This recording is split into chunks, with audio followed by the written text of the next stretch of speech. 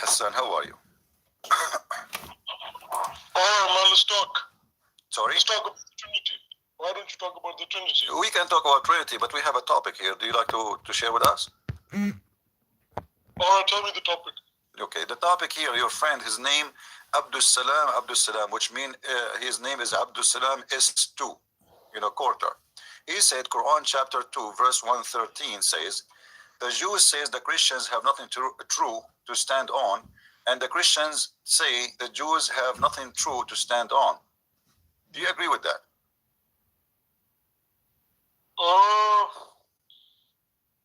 They have their scriptures. They have their own scriptures. That's what I believe. What do you agree with the verse? The verse says that the Jews, they say the Christians, they have nothing to stand on, and the Christian, they say to the Jews, you have nothing to stand on. Do you agree with this? I agree with them. Okay, let me show you that there is something stupid here, because the Christian, they believe in everything written in the Old Testament. Wait, what? I can't hear you. The Christians, no, you can hear me. It's your toes is not working. The Christian believe in everything, in everything the Jews they have in their book, the Holy Book. So how the Quran says, the Christian, they say to the Jews, you have nothing true. Because the scriptures, the Jewish scriptures and Christian scriptures have been corrupted.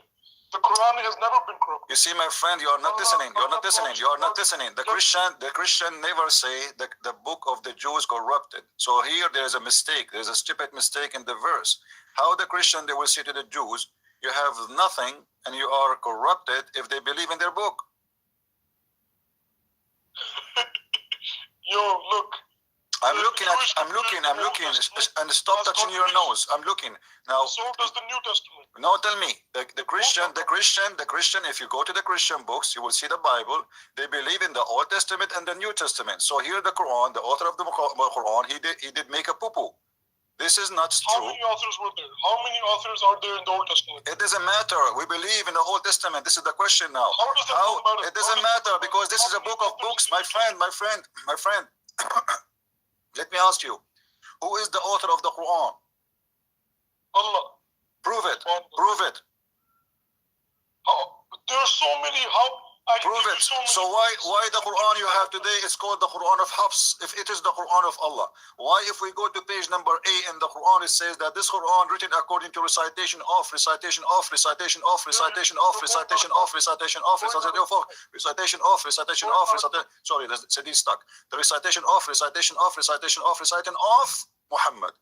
So after all the recitation of, you don't have a book, because if you have a book, you will not say, does it say there in the book, in the page number 8, according to recitation, my friend, he recited it to Prophet Muhammad. Abdul, according to your book, does it say that this book, recited it to Prophet Muhammad? My friend, okay, I'm asking you, does it say in your Quran today, the one you have in your hand, that this book is written according to recitation of, recitation of, recitation of, yes or no? Quran is a recitation. Okay. It is a recitation. Thank you very much. No, it's not written, because if it is written, you would not say recitation. It's not a written. It's a recitation. Thank you. So there's no book. It's a recitation. Recitation of who? What is the last recitation you have? It's called the guy. His name is Hafs. When Hafs was exist? Wait, what? I can't hear you. What did you say? You hear me, man? It's come on, you hear me very well. The Quran you are reciting to me today is recitation according to Hafs. Is that correct? I don't know about that. I don't know. How come you do not know? Okay, go ask your mom and call me. Ask your mom and call me. You know the Quran. My friend, go ask your mom, or ask. I want you to go now and ask the nurse of hijab. You can ask the nurse of hijab, Ali Dawa. How come you do not know? Well, there you go with the mockery. I don't believe you do not know. You are making a mockery of yourself. You are calling me to debate me, and you do not know the Quran you are reading now is according to who? About the Trinity. Prove Trinity, and you're talking we are going to talk about the Trinity, no problem. You see, we will talk about the Trinity, no problem. But why you don't answer me? Don't you see the mistake here? The Christian, they believe in everything in the book of the Jews, word by word. So how the Quran says the Jews, they have nothing to stand on? They believe, yet they know there's contradictions in it. Why do they believe it? Nobody believes in contradiction. No, we don't believe in the contradiction. You believe in the contradiction. This is the contradiction in front of you. This is a contradiction. This is a contradiction in front of your eyes, because the Christians, they accept the book of the Jews. Okay, answer me one thing. No, why you don't want to answer me? Why you don't want to answer me? Why you want me to answer you, but you in return, like, you see, if you want to do business with people, like you do exchange, and you just want me to answer you, but you don't want to answer me. Look, we both have questions, and I answered your question. You did not answer me. You did not answer me. You did not answer me. How the Christian, they say to the Jews, we don't believe in your scriptures. They do believe in their scriptures. They do, but why? Why do they believe? Because we believe. When they have a New Testament, why do they believe in the Old Testament? My friend, because this is what it should be. Because if it is, if you are, do you know why Muhammad, all you Muslims, you say we don't believe in the Old Testament, New Testament, because you could not find Muhammad there. Because you could not find Muhammad there. You could not find, you could not find a prophet there. His name is Muhammad. So you decide to deny it. Okay, where is my name there? Your Muhammad, he said in the Quran that Jesus said, Isa, that there is a person he will come after me. His name is Ahmad, correct? Correct. Okay. What is your prophet name? Is Ahmad or Muhammad? Muhammad is like Muhammad. It's a different name from Muhammad. Thank you. It's different name, guys. It's different name. So how a person have many names? Is that his real name or this is a nickname?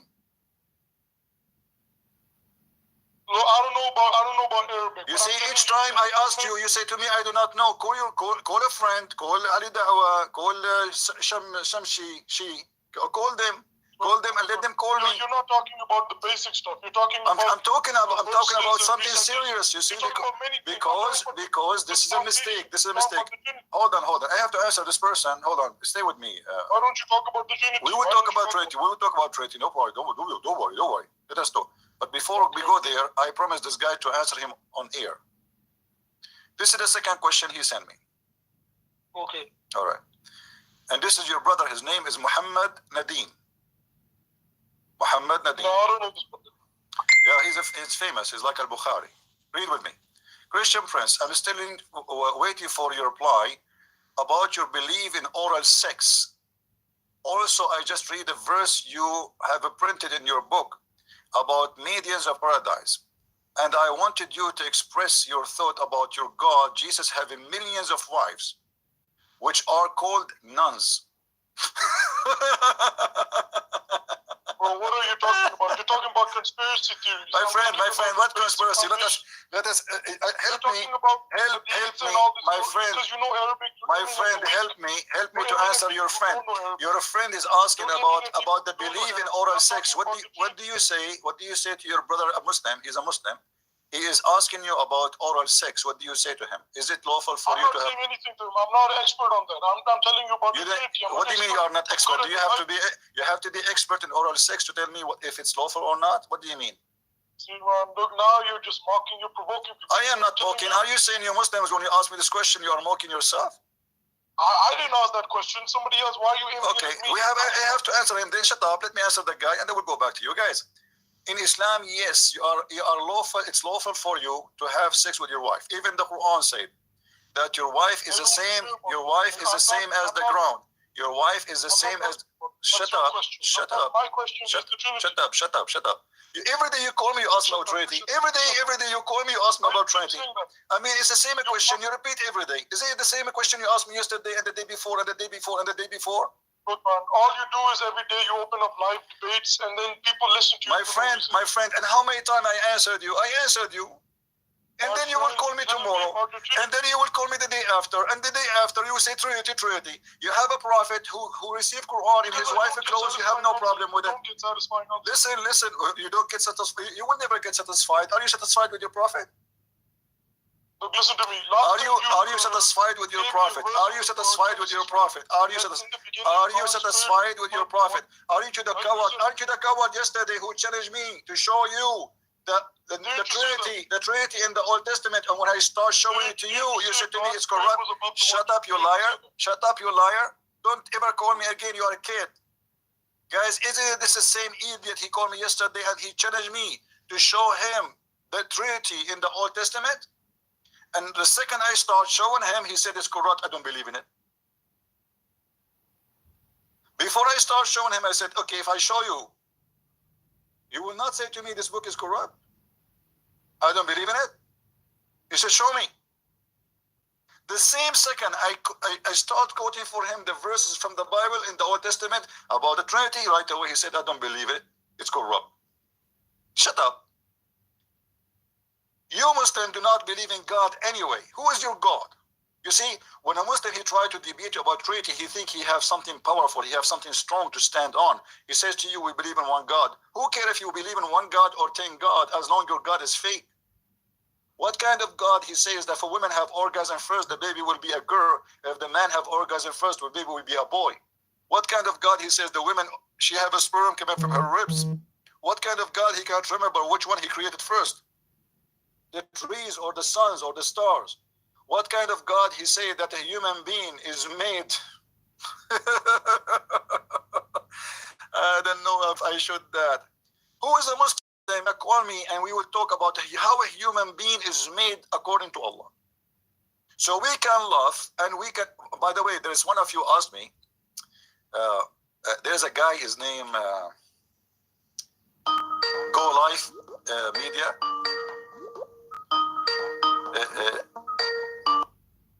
Hello? Hello, Christian Prince. I have a very bad day today, so I want you to make me a little bit glad. So can you please talk about Harut and Marut so I can laugh a little bit? All right, my friend, let us take Muslim calls first, and then at the end, if we have time, we take Christian calls. Thank you. All right, thank you, my friend. Yeah, please, only Muslims call me. We have a guy, his name is Go Media. You remember this guy, Go Life Media something? This guy, he got humiliated, and then he said, Christian Prince is not expert in the word of genie. If I want to talk about the expert of word of genie, you would die laughing. If I go right now, you see the question here, the Muslim answer asking. First of all, my friend, let us finish this one. When we Christian, we say, when a woman, she says, I give my life to God, doesn't mean that she is the wife of God. That's stupid, and you are not being honest. Those women, they don't have sex, and they don't sleep with anyone. They devote their life to God. So if somebody told you these are the wives of God, that means they are devoted to God, but God don't have wives. This is not about sex, but because you are dirty, and I understand you are a Muslim at the end of the day, so I'm not expecting you to be better than that. When you say to me, I'm still waiting about your reply about belief in oral sex, this is what Islam is about. Muslims always, they put their God down the belly in the vagina, and they say to us, how God can be God, but he is born of a woman. It's you who always put your God in oral sex. Because why you want God to be involved in something you do like that? What is the business of God with that? If you marry a woman, why you want to ask God if you can do that to your wife or not? That is stupid. Hello. Hello. Yes, my friend. How are you? I'm fine. What about you? Alhamdulillah. What does that mean? What does that mean? Alhamdulillah. Speak Arabic. What does that mean? Alhamdulillah. What does that mean? You speak Arabic. Little. So why you ask me? Well, I'm asking you what Alhamdulillah mean. What's wrong with that? I mean, is it bad to ask you what Alhamdulillah mean? It mean praise all to Allah. Okay, so who is the one who said first time Alhamdulillah? What do you mean first time? Who is the first one who did say that? Me. Who? Me. What do you mean me? Who are you? I say first to you. No. Who is the first time person who spoke and say Alhamdulillah? Is that your God, Allah? Well, I don't think so. Well, is it the Quran says in chapter 1, verse number 2, Alhamdulillah? What is it? I don't know. You are a Muslim, not me. Yeah, but I'm not Hafiz. Okay, but so how Allah, he is Allah and he say Alhamdulillah? Explain to me. How Allah is Allah, but yet he say Alhamdulillah. Well, it means he is praising himself. So Okay, what's the but if he is Allah, how he say praise be to Allah? He's speaking third person. So is he more than one person, or he is this like one person? No, he's one person but speaking third person. Okay, he's one person, but he always talk about himself as third person. Don't you find this is kind of strange? Why he is saying Alhamdulillah if he is Allah? Sometimes God work in mysterious way. Well, your God is always mysterious. This to the point you can't explain to me anything about himself. Anything I will say to you from now on, you will say it's mysterious, right? Well, you say same for Trinity, so you know. No, we don't say. No, we explain it. It's very easy. The Trinity is very easy. Even the Quran explain it. The Trinity, everything around you is explained by the Trinity. Even there is something is called the golden ratio. The golden ratio. It's a simple mathematic calculation. Prove to you that every beauty exists in this earth is based on golden ratio, which is 2 to 3, which means 2 to 1. The number is 3. The golden ratio. Even water is even water. The source of life for us is H2O, which means 3. Even you is a body. Even you is a body and a soul, and you used to be dust. In the same time, why you say the name of Allah 3 times? What is when did I say that?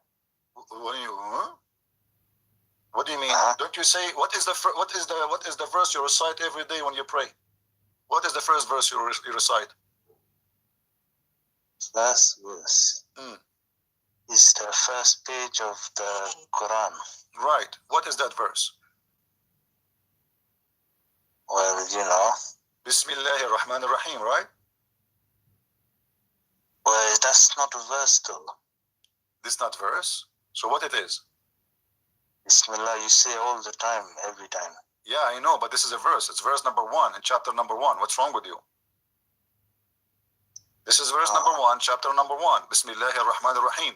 So how many names you repeat you as a Muslim when you start reciting? What you say? In the name of Allah, Ar-Rahman, Ar-Rahim. Are these all 3 and 1 in the same time, or they are 3? Who is Allah? Who is Ar-Rahman? Who is Ar-Rahim? Yes. Who are they? There's only one. This is not the question. Who are they? Allah, Ar-Rahman. Why you are reciting 3 names for one God? Why you don't recite 1 name? What about reciting 4 names? Why 3? Well, you know, I do not understand Arabic. I just recite. I'm not speaking to you in Arabic. I'm reciting to you. I'm speaking to you in English. Isn't it the language you are using to me now? I'm not reading for you in Arabic. I'm saying to you, those names you know, you repeat them. You said you recite them already every day. Okay, that's wonderful. So why they are 3? Why they are 3, my friend? You mean Bismillah? Yes, Allah, Ar-Rahman, Ar-Rahim. 3 names. Why 3 names? Maybe for emphasis. What emphasis? Why 3? The question is why 3? Why not 4? Why not 5? Or emphasis. Why not 6? Why not 7? Why not 8? Why it is a 3?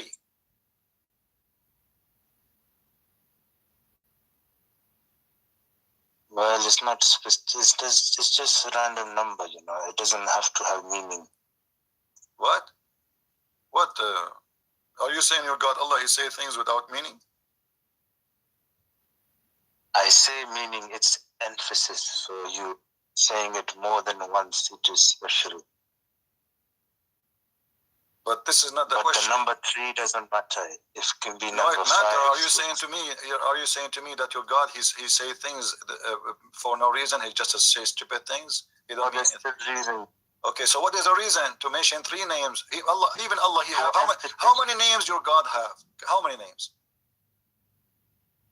I think I have a little book. It says 99 names. Thank you very much. Thank you. So 99 names is multiply of what? Multiply of number 3.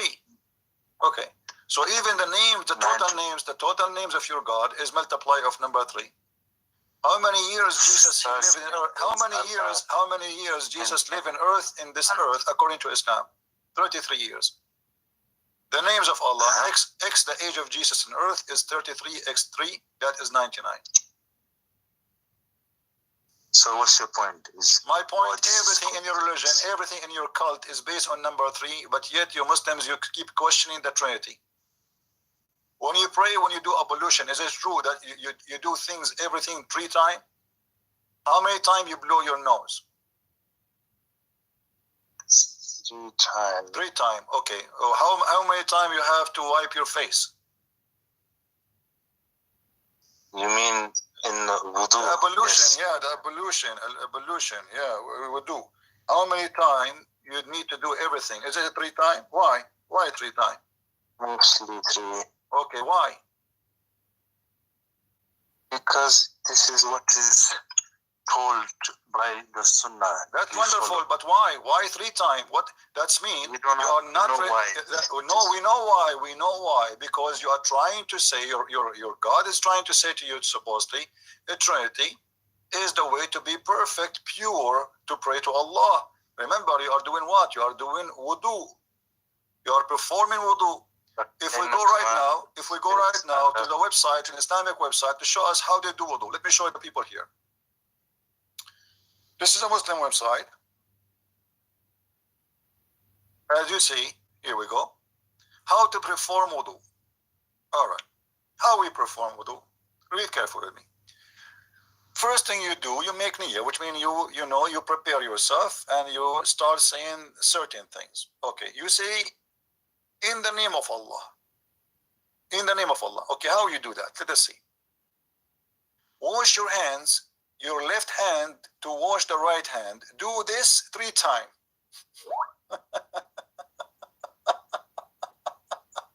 You know why? This is Why 3 times?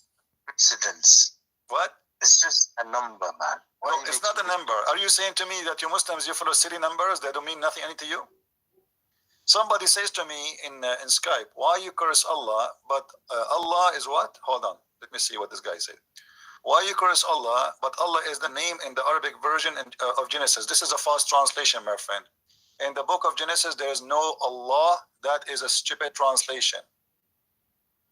Did I answer you? Allah Yeah. means God in English. No, Allah is not it's a word mean God. Allah is a name. No, it means God, you know. Okay, my friend, you're wasting my time. So do you know why you have to do things 3 times? Because the Sunnah taught. Why? But why? Take water into your mouth.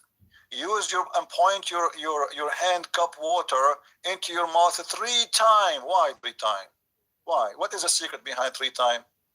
3 times will make you perfectly clean, supposedly. Is that correct? If you do it 2 times, it's not accepted. If you do it 4 times, not accepted. You have to do it 3 times. In the name of who? The Father, the Son, the Holy Spirit? Well, you think so? That's what you think. Well, I'm not thinking. You tell me. You tell me why 3 times?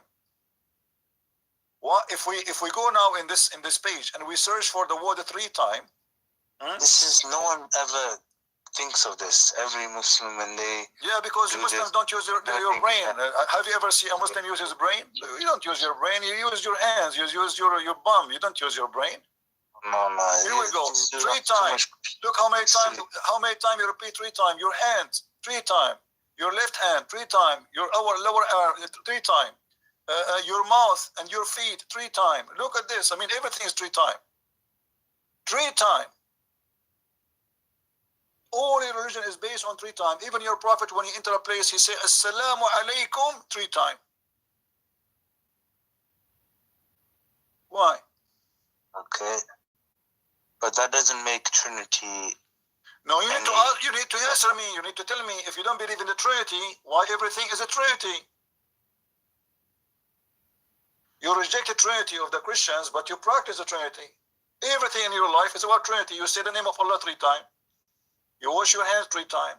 You do the face 3 times, the hands, the feet, everything is 3 times. Now let me ask you. Number 3 is okay. Let me ask you, if you divorce your wife, what is the final divorce? What is the final divorce in Islam? Is it true that if you divorce your wife 3 times, she cannot get back to you? Is that correct? You mean talaq? Yes. Yeah. Why? Why 3 times? I don't know. It's just. Here we go. You do not know. Okay. Forget about 3 times. Is it true that even you want to fast, you fast 3 times? Like Zechariah and Mary, etc., they fast 3 times in Islam? Why 3 times? 3 days. Why 3 days? What about 4? What about 1 week? It's just an order. It's better. What is the point of 3 times? There's not an but you need to know why the order 3 times. Why 3 times? Why 3 days? Okay. So, do you have example of this in the Old Testament? 3 number. My friend. You see, you are the one who's talking about that. Why we believe in 3 when you believe in the 3? Don't tell me. Do you have an example in the Old Testament? What the Old Testament have with our topic now? Why you switch? We Christians believe in the Old Testament and the New Testament. And in the Old Testament right away, in the book of Genesis, verse number 1, verse number 2, it says that God, he created the whole world and his spirit was above. His spirit. So we have Father, we have the Spirit, and then we know that in the Old Testament that God came to Abraham in the form of a man. This is the Old Testament, not the New Testament. So in the Old Testament and the New Testament prove to us that God exists, and he can be, and he is more than one person, which means he presents himself as a spirit, he presents himself as a man if you want, because this is how he is. This is he is capable. He is God, he's almighty. The second you say God cannot be, it means he cannot be God. What can make God God? Because he can do everything. Can I fly now without airplane? I cannot. My friend, let me ask you. If somebody became a man, can he still God and a man at the same time? What is your opinion? No, you can't be. You cannot. Okay, I want to ask you a question. Remember, guys, we asked Mr. What's your name? Khan, whatever your name. What's your name? Khan Saba. Khan. Mr. Khan. Yes, Mr. Khan. All right. As long as you say it, that God cannot be a man and be God in the same time, correct? Oh, that makes sense. Okay, you agree with that. Okay, no problem. Now, Allah, he sent, according to you Muslims, he sent his spirit, which is the angel Jibreel, and he became a man. Is that correct?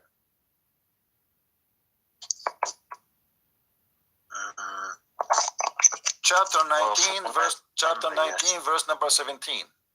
Do you agree with that Quran? Yeah. Okay. If God cannot be man and cannot be God in the same time, that means the angel cannot be angel and a man in the same time. Yeah, but angel is different. That's divine being. What divine being? Your prophet called him the Holy Spirit, which means he's holy. How the angel can be a man? Now we have Jibreel became a man. Is he an angel in the same time, or he is an angel before and now he became a man and he cannot go back and became an angel? Is he an angel when he was a man or not? I have to look into that. Do you promise me you will look into that? Well, I have an offer for you. What about you call your sheikh? What about you call your sheikh and ask him to call me live, and I will speak to him with respect. Just tell me, call me. Says I have my sheikh. He is with me. He want to talk to you, Christian Prince. Let's see how your sheikh will do. he doesn't have Skype. You have a Skype. You call me from your Skype. He will sit next to you. Okay. I could arrange that, but to be honest with you, he's not gonna be too sure about that, because from what I've seen from you, you're very, disrespectful and very. Why I am disrespectful? For what I said to you? Did I call you names? Did I insult you? I did not say anything. The one who is rude, I answer them. The one is rude, I answer him with what he deserves. Did I call you names? Did I say anything? I called you Mr. Khan, correct? You wanna Yes, be but rude with me. You I wanna don't- be rude with me. You wanna be rude with me. I will shower you. I will shower you with what is fit with you. You are respectful. I speak to you with respect. Your brother is the one who called me and said the F word to me. I did not say the F word to any Muslim. I didn't hear that. That's bad. Yeah, I did not say the F word. I never said the F word to any Muslim. Now here, when I say to a Muslim, you are kissing a black stone, which is a vagina. Am I lying? Oh yeah, you're lying. Why I'm lying? What is your proof? Obviously not that. Huh? That's your problem. You think it's that. That means you have something wrong in you.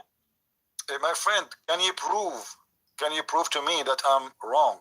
Let me ask you, is it true that your prophet, he said the black stone used to be white and became a black?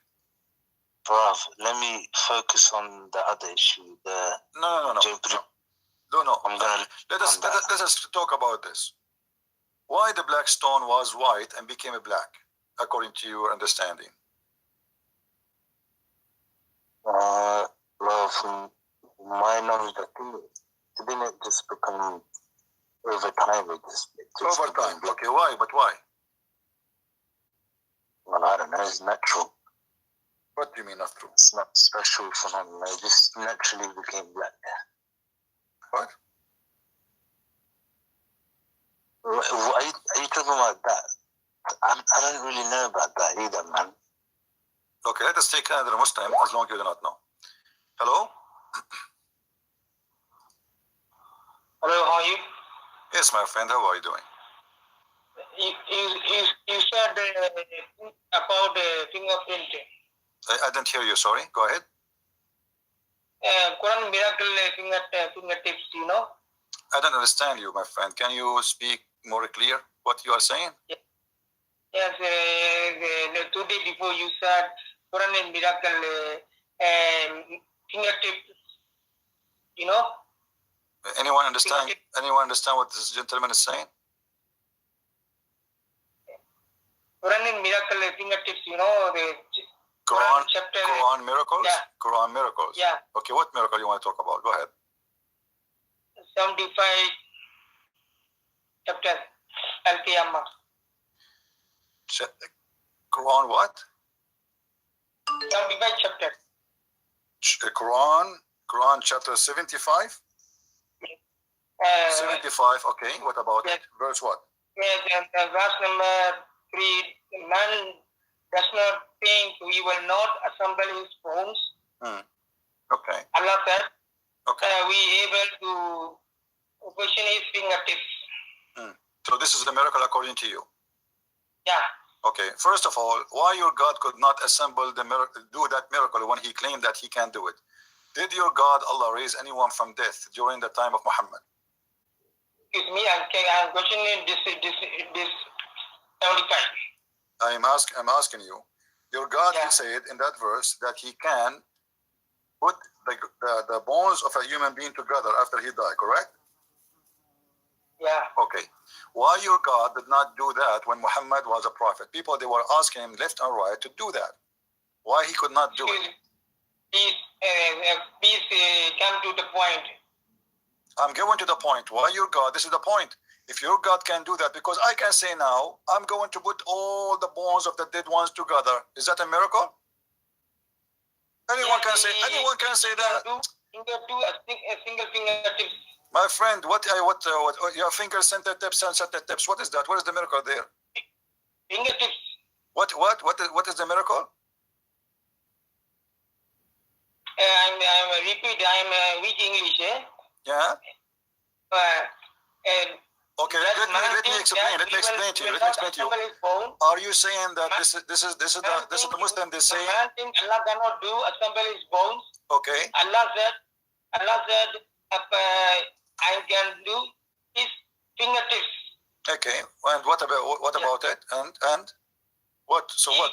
He can do fingertips. Okay. And so? Yes, he can do everything. This is miracle now? I can say, I can say now, I can make every nose. My friend, I can say now, I can put your toes and your nose together. I can say, I can make your nose in the back of your head. But did he do it? Show us. This is he say. Somebody say. He can do that. Can he? Show us where Muhammad, where his God gave him a miracle and he resurrected a human being from the grave and put all the toes and the bones and the fingertips together. Did he? What? I don't understand. Did your prophet was able to do any of those? You claim it's a miracle because of Allah. He says he's able to put the bones together, right? So why Allah did not make a miracle to Muhammad so to show him that he can do that? I do not understand. No, you understand. You understand. Okay, I will speak slowly. Listen carefully. If this is a miracle done by Allah, why Allah did not do it until now? The Christians, they have a person, his name is Jesus the Christ. He did that already. Jesus is not his own will. What? Jesus not his own will, he do. I don't know what you mean. What you are saying? Say again. Jesus says in Bible, he cannot do my own self, do nothing. Thank you very much. Jesus saying, I have nothing of my own. It's my Father. But he said that everything, all the power in the heaven and the earth is given to me in my hand, which means that I am the man. I can do nothing of my own. You don't worship the man. You worship God on me. Thank you very much. So Jesus, he is a man, but yet he can do what nobody can do. Even your God cannot do. How you explain that to me? You just confirmed that Jesus said, I can do nothing of my own, right? I can do nothing, but my Father, he gave me, right? Okay, that's wonderful. So the man himself, he can do nothing. We don't worship the man. We worship the word of God who became a man. So he's saying to us, it is not the man doing that. This is the power of God. I am God. The God on me and the Father is one. When they said to him, okay, why you don't show us the Father? And that's it. He said, I am with you all this time and you did not know me. Whoever saw me, he saw the Father. So whoever saw Jesus, he saw God. My friend, answer now. Answer why your God cannot put the fingertips of a human being as he claimed. You are the one who mentioned that. You are the one who... Fingertips today founding of science. Sorry, say again. Fingerprints today found science. My friend, they lie to you. The fingertips are tool. Don't be stupid. The fingertips is not the fingerprint. The fingertips is the bones. According to Cambridge dictionary, fingertips is fingerprint. My friend, the Cambridge dictionary. Let me show you. Let me get you busted. Do you want to see? Do you want me to get you busted? No. Do you want me to get you busted? Do you want me to get you busted? Let me get you busted. Let us see if this is about fingerprint. Chapter 75, verse number 4. Abdul, everybody will laugh at you in a second. Shut up. Listen carefully. Let me show you what your scholar says about this verse. Whatever your scholar says, we will take it. Let us see. This is the chapter you chose for me, right? Yes. Okay, chapter 75, verse number 3 and 4. Let us go there. What is saying? Hold on. Everybody will laugh at you in a second. All right.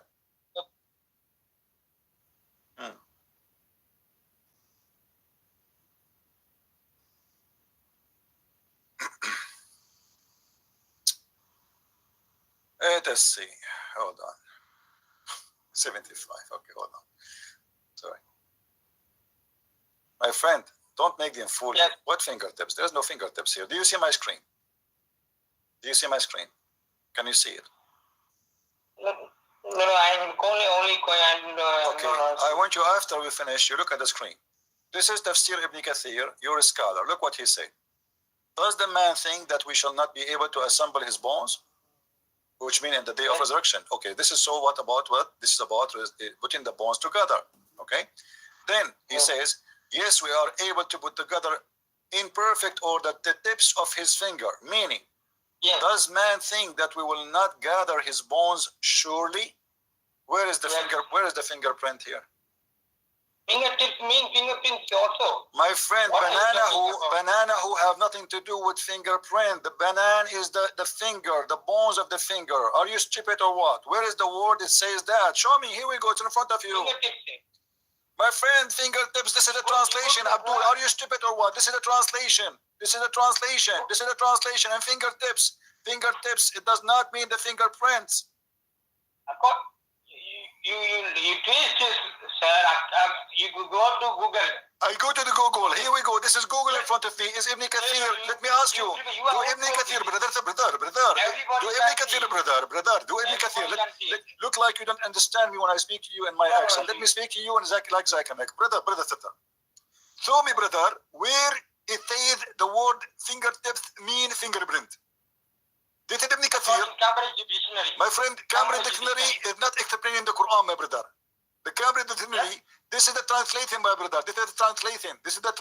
Fingertips is the Quran translating, is not the Quran. In Arabic, this is the meaning. Do you see it, my friend? Brother Sitter. Okay, brother, which interpretation you like, brother? I don't know, English translation is what interpretation you like, brother? What interpretation? No, sir.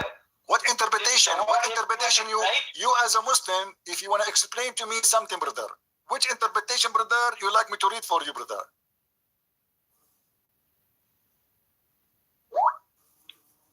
Hello, brother. Hello, brother. Which interpretation, brother, you like me to read for you? You as a Muslim, if I ask you now what is the meaning of the verse, who is that scholar will explain the verse for us, brother?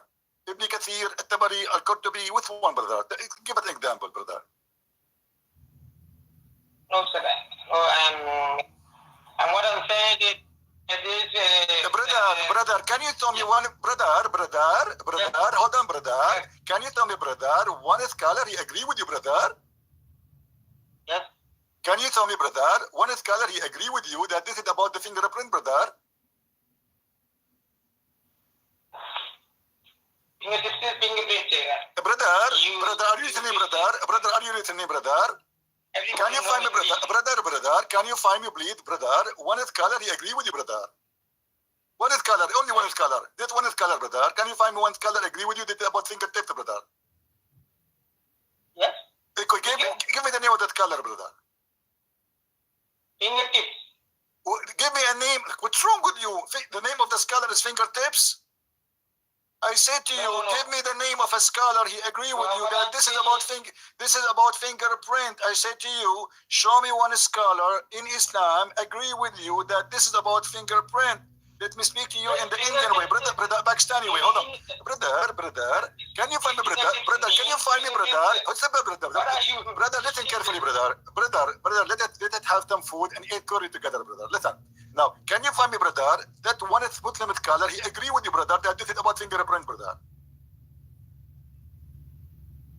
No, I don't need any scholar. I do not need any scholar. So all the Muslim scholars in the world, they do not believe in your garbage. You are the only scholar because you eat too much curry. Scholar Abdul from India, Pakistan, he became a scholar after thinking very much, eating curry, and he got the conclusion that this is about fingerprint. When I say to you, show me one scholar agree with that, and you cannot show me, then because you know that it's a lie, it's a fabrication. This is not about fingerprint, this is about beating the bones together. It's a lie. We have a Muslim, I think. Hello? السلام عليكم. وعليكم السلام. هل تتحدث بالعربي؟ We speak in English, please. My Arabic is not really good. And my English, actually, to speak in a good way in English, I can't. So I just speak in Arabic. Really? Oh, okay. Well, what do you want to say to me in the English? What do you want to say? I actually want I want to know some information about the Christianity, actually. What do you want to ask me, my friend? Go ahead. Like, I want to ask you about, you said that I saw some informations in the Google that actually Maryam Yeah, the mother Maryam. Mm. She appeared in. She appeared. Yeah, she appeared. Yeah, in Egypt, above some of the churches. Mm. So is this real actually? I don't know. I wasn't there. You was there? No. Okay, No, I not don't- about that. I They don't said that's something famous. Okay, I don't know if it's famous or not. I don't care. This is not my problem. I do not need to see anyone to believe in Jesus. The Lord, He said, bless those who believe and did not see. No, they said, but the problem that, yeah, they say that this is in Christianity. So, My friend, this is not. This is the, don't play games. You know, I can show you the Shia. They are saying that they saw Fatima in Iraq. I can show you the Sheikh saw that he saw the guy now is in jail. Al-Uda. He is in jail because he claimed that he saw the Prophet Muhammad and he is a Saudi. What is? no, but this is not one man. He just My friend, the Lord, He can do miracle. He can appear to people. He can I guide them. think This this is is not. not in the news. This is not. It can be in the news. Then maybe it's true. I don't know. So it's in the news. Not You till they say that go and ask the news. Now, what is your problem? No, I'm saying that actually it's something weird that you see that she's appearing above the church. My So friend, how you can say that it's fake or real? I don't know. I cannot be a person who confirm, because I don't need even to believe in that, because I believe in my Lord without seeing anything. I don't care. Okay. Yeah. What Okay, about you? so- What about you? Why you believe in Muhammad? Of course I believe Muhammad. Why you because, believe? know, Why you believe in Muhammad? I'll say you why. Yeah. Because actually in my holy book, so I should believe with it. This is my. Okay. What your holy book says about Muhammad? Can you help me, please? Like how you can, what you know about, what you want to know about him actually. Like what make him a prophet? When we call somebody a prophet, that means he's a prophet. Do you agree? Okay, so Okay. you mean like Okay. So how Muhammad is a prophet? is a man that God gave him. We can say that God gave him a way to, like a message to give for us to send for the people and to make them get in the Islam. So that's why we say a prophet. So he have a special thing than other people. That's why I'm saying. Okay. What is special about Muhammad? Like what? Everything is special about him. Like what? Everything. You read the Quran. You didn't read the Quran, yeah? Or you? I'm trying. What? I'm trying. Go ahead. What make Muhammad a prophet of God? I told you. What? I mean, you have to tell me what. I don't know. I didn't see anything. What make Muhammad a prophet of God? When you say a prophet, does that mean somebody he make a prophecy? Do you agree with that? What? When I say that there's a person, he is a prophet, it means he prophesy, correct? No, there's something we can say that in our holy book, it says that the Prophet Muhammad, he got a message for the people, and he did it. And also there's a proof for that, that most of the people are in Islam, not only one country. If Prophet Muhammad was not actually real, that means that not all the people not know Islam. Yes or no? That's So wonderful. all the people So if the atheists they believe in if there's a guy, his name is Darwin. He believed that God does not exist, and because people they believe in his message, that's mean he's a prophet. No, not like this. Well, here we go. You told me. I have many friends. You told me people believe in him. Here we go. There's many people believe in Darwin. They believe that God does not exist. Actually, I have many Christian friends. Okay, my friend. And we also speak about most of okay. But we are still like. I want to ask you a very simple question. Yeah. Okay. Your prophet, he worship God or he worship idols? What? Your prophet, he worship God or he worship idols? What you say? Idols. Statues.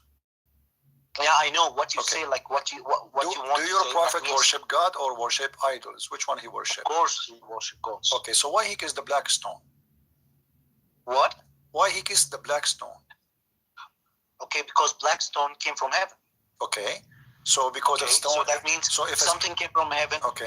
That means he's just 1 minute. That means he's not he's not worshiping the stone.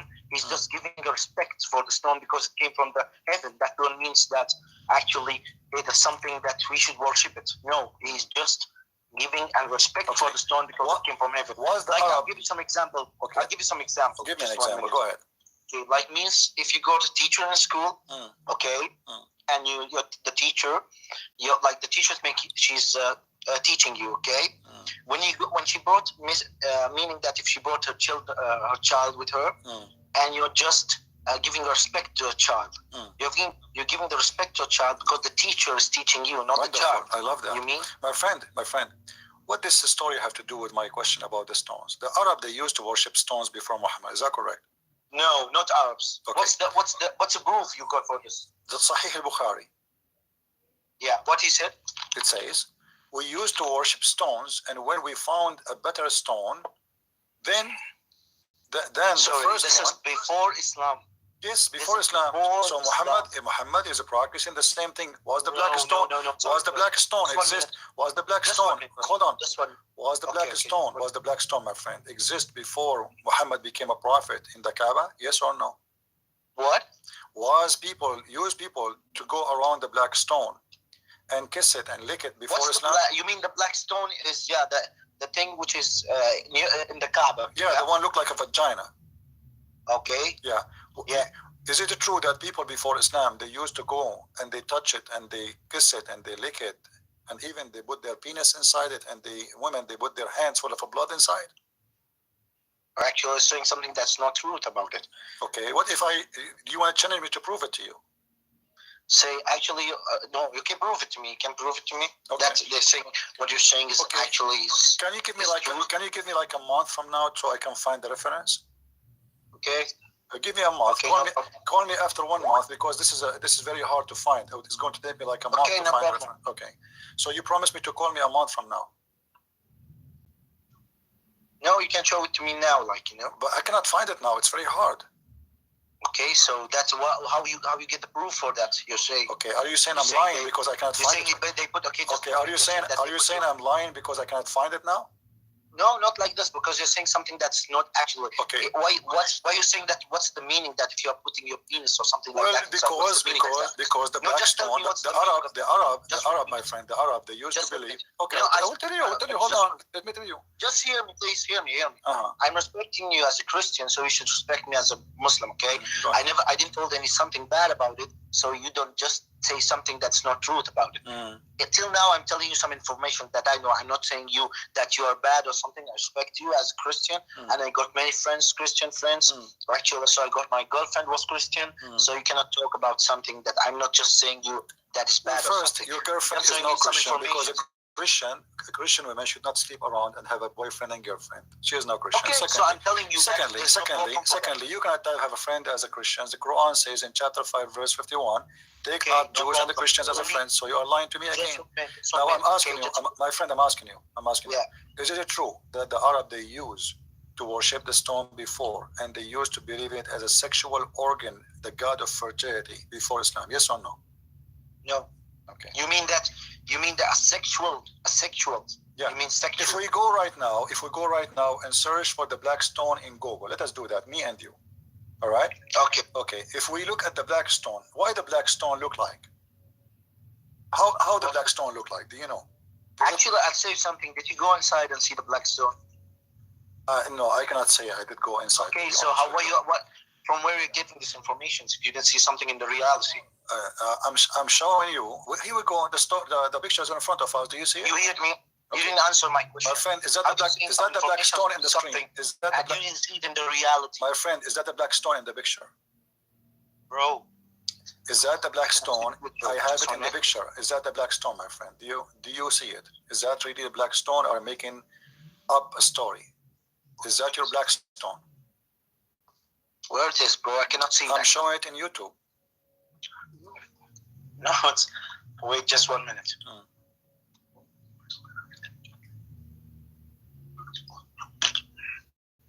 Is that the shape of a vagina? 1 minute. Just 1 minute, okay?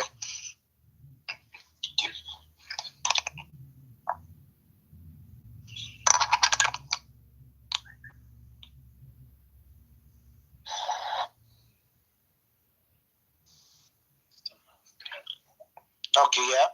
Now we can Is that the shape of a vagina? Why the black stone look like that?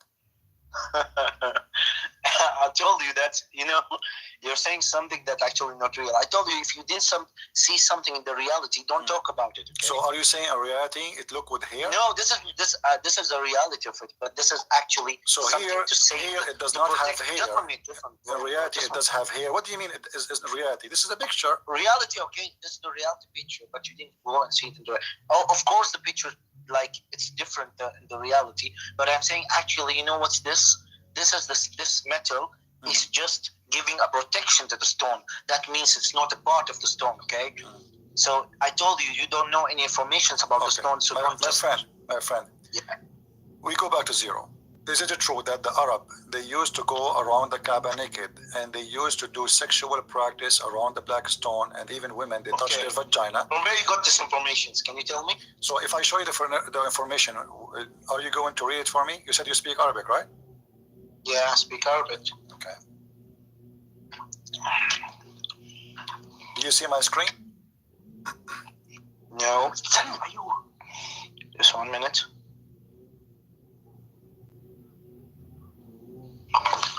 No, because you speak Arabic, that will help us, right? You translate for me. I don't know what's going on there. Let us see what it says there, and you translate for us. Okay, no problem. Okay.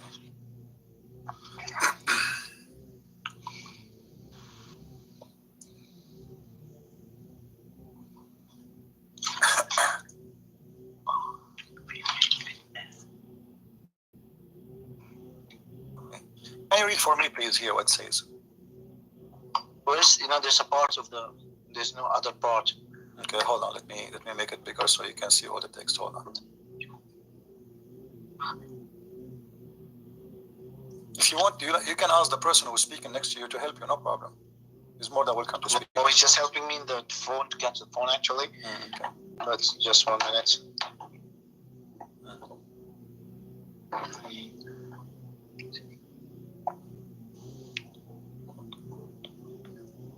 You mean this part, the small part? Yeah, read. I'm highlighting for you. Read for us, please. Yeah. Okay. وجاء جبريل بالحجر الأسود من السماء.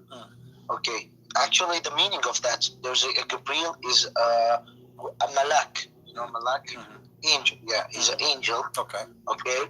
That came from, we can say, how can I say it, from the heaven with the stone. Wonderful. Okay, you understand me? Okay. Actually, this stone was in a white color. Okay, the stone was white color because of when the stone came on the earth, because many people are doing bad things, so the white color changed into black color. How would the black stone change into black color? Read for me. This one I'm actually don't got many informations about it. Why you are avoiding translating, my friend? Read for me what it says there. Does it say there? Because they used to touch. What's the meaning? Does it say no? Read for me. Read for me. Why you stop reading? Why you stop reading? Read for me. Understand what I'm saying? No, I understand. Can you read for us? Can you please? You see, I know you are the one who speaks Arabic here. You know, I am like Zakir Naik. I have no idea what are you talking about. Can you read for us what is highlighted there and what it says? Please translate. This is true that it says there because they used to touch it with the blood women from their vagina, and this is why the black stone became black? Or I'm lying? What? Does it say that the people they used to touch the women blood from their vagina on the black stone, and this is why it became black? Can you tell me from where? Can you tell me just 1 minute? Can you tell me from where the source of information? No problem. But does it say that in Arabic there? Does it say that? Just tell me the source. I will tell you. I will tell you, my friend. I will tell you. But does it say that there? Are you telling? Just confirm, please. Just confirm. Just confirm. So it says that there, right? No, just 1 minute. Are you making fun of Islam? I'm not making fun, my friend. I'm showing you the reference. I will show you. But does it say that in Arabic? Because somebody told me. I want to be sure he's not lying to me. Does it say that there? Does it say that the black stone became black because women, they used to touch their vagina with it? He hang up.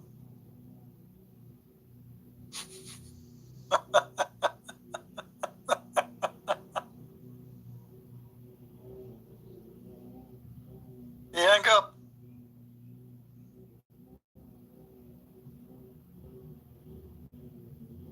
What I can say? Am I making things up? Absolutely not. This is Islamic website, 100%. This is Kitab al-Hawi fi Tafsir al-Quran. Kitab al-Hawi fi Tafsir al-Quran. Chapter of Al-Baqarah. Sorry guys, my voice is gone. Ayah 126, interpretation. We go down. Ayah 127, 129. Until we arrive here. It says that Jibreel, he came with the black stone from the sky. And it said that Abu Qubais, which is a mountain next to Mecca, next to the Kaaba actually, in Mecca, what the Muslim believe that during the flood of Noah, Allah, he hid the black stone, which was white at that time, inside the belly of that mountain. And when the flood of Noah stopped, that mountain, he gave the delivery of the black stone back. And then it was hiding there during the Noah, and he was like a pearl, white pearl from the heaven. But because the women of blood from period touching it, and during the time of Jahiliyyah, which means before Islam, he became black. Who is the Muslim want to say to me I'm lying? If there's any Muslim is willing to say to me I'm lying. I have Abdul was calling me actually, and I could not take his call. Isa was calling me. Let us see Isa want to say about that.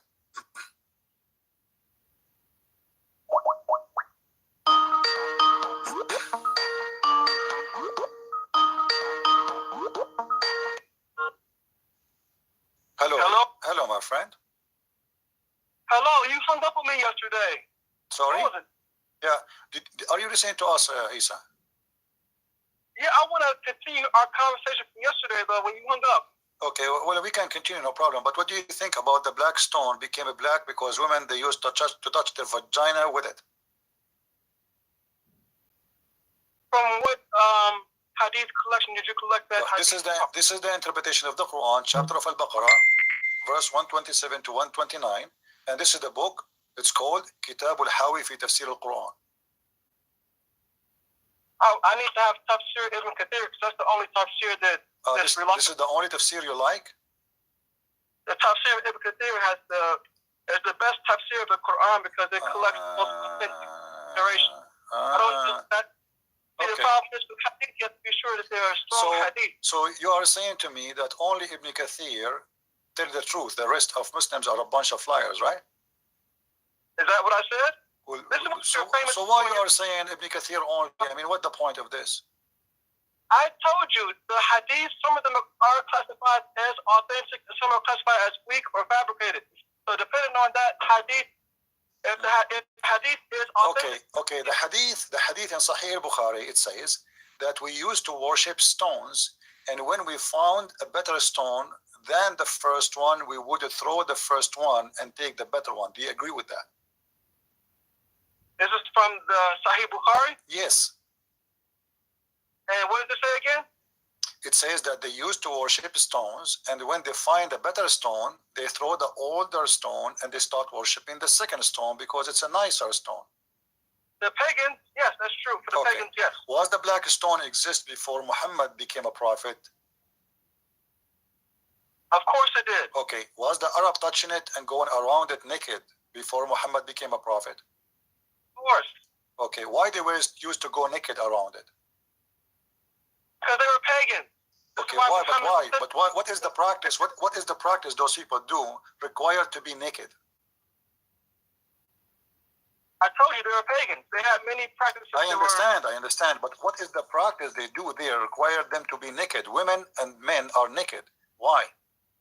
You can't ask me about the pagan religion. That's paganism. I don't know about paganism. I know about Islam. Well, obviously, there is a sexual practice there around the black stone. Here we go. The tafsir explained to us why it became a black. It was white, and those Arab, they used to go naked around the Kaaba. If a woman, she want to get pregnant, she put her hand on her vagina, and she touched the black stone with her blood because she want to be the blood to stop, which means she want to be pregnant. And then the man, he come after that, and he enter his penis into the black stone, and this is supposed to do fertility because by the blessing of God. Now let me ask you a question. Do the Muslims? Okay, now what you just said before, I want to make sure that everything that you said is authentic. Is that from Sahih Bukhari, or is that from a Sahih authentic hadith where it says that a man will put his penis in a black stone? Because I don't want you to confuse the people, because the people don't have knowledge. Well, let me show you. Hold on. Okay, let me show you. When you go around the Kaaba, do you go on your penis dropping sperm? What? What are you talking about? I don't know what I'm talking about. I'm talking about something that's written in your books. Okay, you're famous for bringing the text and highlighting them on your webpage. My friend, read with me. Read with me. This is Sahih al-Bukhari. This is Sahih al-Bukhari. This is Sahih. All right? Okay. And here it says that when we arrived to Arafah with our male organs dripping semen. Do you see it? Is it talking about the pagan? No, this is about the Muslims.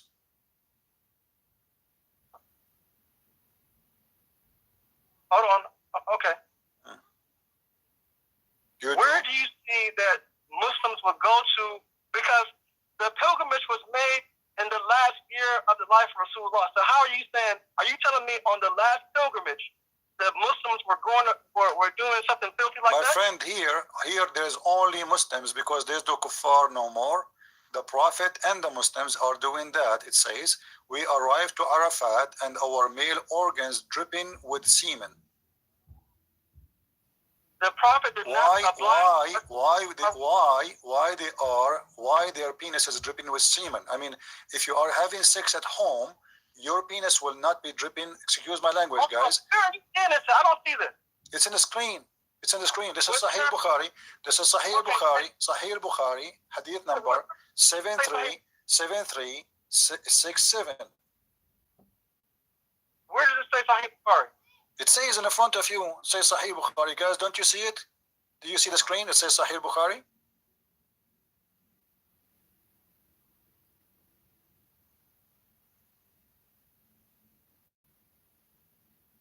I don't where it says Sahih Bukhari. So why Muslims, they go around doing Hajj and their penises are dripping sperm? Are you an elephant? I mean, what kind of a human being, his penis dripping sperm? For how long your penis drips sperm? I don't see. Where do you see this in Sahih Bukhari where it says that Muslims? I just showed you. I have it on the screen. Okay, read it to me. Good. It says in the front of us. Okay, let me read it for you. Go ahead.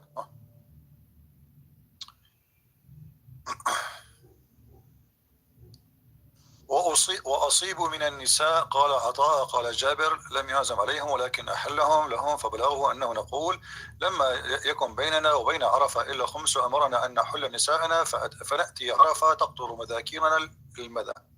I don't want the Arabic, I want the English. Well, here we go. It's in English. We came to Arafat with our male organs dripping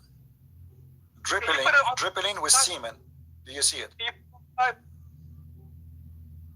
And not only that, Jabir, he pointed his finger at his penis. You put it on the Skype?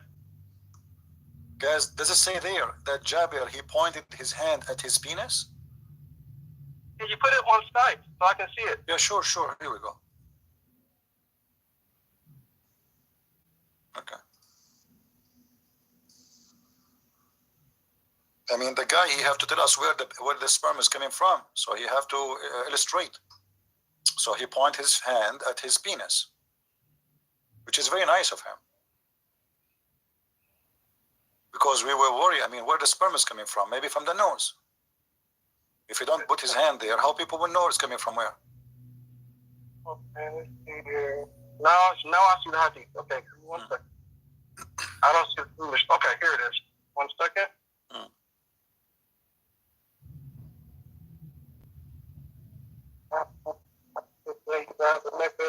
Orders finish the ihram thing. Finish your ihram and go to your wife. Sexual relationship. Prophet did not oblige us to go to our wives. We only made that legal for it. Then heard that we were saying when there remains only 5 days between us and the day of Arafah, he orders us to finish our ihram by sleeping with our wives, in which case we will proceed to Arafah with our male organs dribbling with semen. Question mark. Is it stood up and said, you people know that I am the most Allah-fearing, the most truthful, and the best doer of deeds from among you. If I had not brought the hat with me, I would have finished my ihram as you will do, so finish your ihram. If I formally know what I came to know lately, I would not have brought the hadi with me. Okay. All right, so I don't understand what your point is. What the point? So you said Jabber's saying that Rasulullah, the messenger, he had permitted them to have sexual relationship with their wives after they were done with these duties of the pilgrimage. Where exactly? It says right here. Where? In Arafat, right? In Arafat. When we arrived at Mecca, the Prophet ordered us. We proceed. Read with me. Hold on. We proceed into Arafat with our male organs dripping with semen. So the Hajj is not over yet. The Hajj is not over. They are doing Hajj, and they are going to Arafat, and their penis is dripping sperm. So what, they are having sex? Because it says right here in the hadith, it says where they are having sex. If you have sex at home, and you go, and then you go and you walk half hour away or 1 hour away from where you were at home, your penis will be dripping sperm still? Or your penis will be dripping sperm only if you just finish sex? Okay, it said right here. When we arrived in Mecca, the Prophet ordered us to finish the Sayyid Ihram, meaning that part of the Hajj was complete. He said, finish your Ihram and go to your wives. He didn't say for sex, but that's what it meant. Go to your wife, meaning it's okay to have a sexual relationship with your wife at this time. Because the Hajj pilgrimage, you're prohibited from having sex with your wife until you finish the obligatory duties of some of the obligatory duties of the Hajj, of the pilgrimage. That's what it says. So what is your point? Why their penises dripping sperm when because they are done having a relationship with their wives? What's the problem with that? They have relationship where? Because your penis is dripping sperm. That's mean. Okay, that's mean they are performing Hajj and their penis is dripping sperm. Is that correct? About where they're having sex at. What does that have to do with whether he was a prophet or not? That's my point. No, this is not about, you know how I'm asking you, is that a sexual practice? Is that okay for you? Who cares about where that they probably had sex in the tent where they were with their wives? But who cares where it was? What's your point? Let me ask you, if you have sex, if you have sex with your wife, is your Hajj legitimate? After you get done with some of the obligatory portions of the pilgrimage, yes, you can have sex. If you have sex with animals. Wait a minute, don't change the subject. What does having sex with animals have to do with anything? This is what you do, Christian Prince. You start. No, you see, because I'm asking you because you said it's okay for you to have sex with your wife during the Hajj, correct? When you get done with the obligatory. Okay, are they done? They are going to Arafah. They are not done. Listen, I just told you not the complete Hajj. My friend. Why there's okay? We go back to zero. Okay, we go back to zero. Listen. The Arab, they used to go naked around the Kaaba, and you agreed, correct? Before Islam, yeah. No, not before Islam. That's a lie. After Islam, okay, here we go. Do you want me to show you? My friend, do you want me to show you that this is after Islam? Yes. Now we agree. Okay. Now you don't find. We agree. Let's hear it now. If you do not find that the Muslims went around the Kaaba naked after Islam, you agree that you're a liar, right? Okay. No, yes or no? Yes or no? Well, I'm saying that people after Islam and after Muhammad controlled the Kaaba, still people go around the Kaaba naked. Quraysh, the tribe of your prophet, the tribe of your prophet, do they use after Islam, after Muhammad took over the Kaaba, do they go naked around the Kaaba? Yes or no? No. Now admit. If you do not find where the Muslims went around, I did not say if they are Muslim. Why you are putting words in my mouth? I'm saying. Hold on. After Islam, fine. After Islam took over the Kaaba, Muhammad is controlling Mecca now. Okay. Did Muhammad watch people having naked practice around the Kaaba? Yes or no? I want you to admit, if you don't find where after Islam that people went around the Kaaba naked, you admit you're a liar, right? Sure. Okay, now bring the proof. Here we go. Guys, did you hear him saying, if you cannot find after Islam people going around the Kaaba naked, you admit you are a liar. That's mean if I approve it, that's mean you are the liar. Here we go. This is Sahih Muslim. Send it to me. Here we go.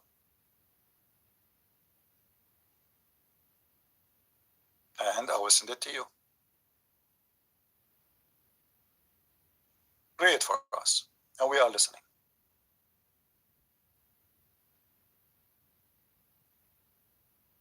Okay. I heard Allah's apostle while he was delivering a sermon on pulpit saying, "You will meet Allah barefooted, naked, and uncircumcised." Yeah, that's your proof? We'll read it. Here we go. Yeah, this is the proof. This is Muhammad is controlling. This is proof. Okay, okay, very good. This one right here where it says, narrated Ibn Abbas. I heard Allah's messenger, Allah's apostle, while he was delivering a sermon on a pulpit saying, "You will meet Allah barefooted, naked, and uncircumcised." Now you're saying this is the proof, right? What's wrong with you? You're a liar. Abdul, what are you reading? What are you reading? I'm reading it to you right now. The first hadith. Okay. Says, let me show you. You see, okay, hold on. You are reading the wrong one, my friend. You have to scroll down. You are just Abdul. You do not know how to find it. I asked you. You said okay. Yes. Here we go. Read it. Which one? This is one of the things I do. I make a Muslim get excited. Just make him feel that you are weak, like there is something missing, and he will get so excited. He will say, "Are you saying? Are you saying?" Always you need to do that because that will make it more fun. What are you saying? Are you saying? Can you prove it? If you the second, hold on. The second he will notice that you are hesitating, it's mean he got you. He think he's got you. So are you saying? Are you saying? Can you find me? Before he was quiet, he was like, "Is maybe his voice." Okay, now read for me. Read the hadith. Go ahead. Where is it? Which one is it? It's in front of you. There's many hadiths in front of me. Tell me which one. I just sent you a link. Go ahead, read it.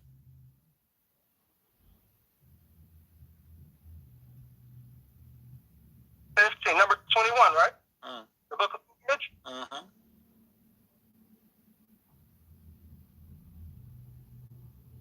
Hold on. Who said, "Hum are those about whom Allah the exalted and glorious revealed this verse. Then hasten to where the people hasten." So she further said, "The people hasten on from Arafat, whereas Hum hastened from Muzdalifah and said, 'We do not hasten but from Haram.' But when this verse was revealed, hasten on from the place where the people hasten on." What are you? I don't see, what are you talking about? Abdul, read the top. Read from the beginning. Hisham narrated on the authority of his father that the Arab. Go ahead. Were Quraysh and their descendants circumambulated the house naked. They kept circumambulating in this state of nudity unless the home supplied to them the clothes. The male provided clothes to the male, and the female provided clothes to the female. And the Hum did not get out of Muzdalifah, whereas the people other than Quraysh went to Arafat. Hisham said on authority of his father, related from Aisha, said. So, is it confirmed or not? You said to me, I challenge you to prove it. Here we go. In the time of Muhammad controlling the Kaaba, he is the one who controls what is allowed, what is not allowed.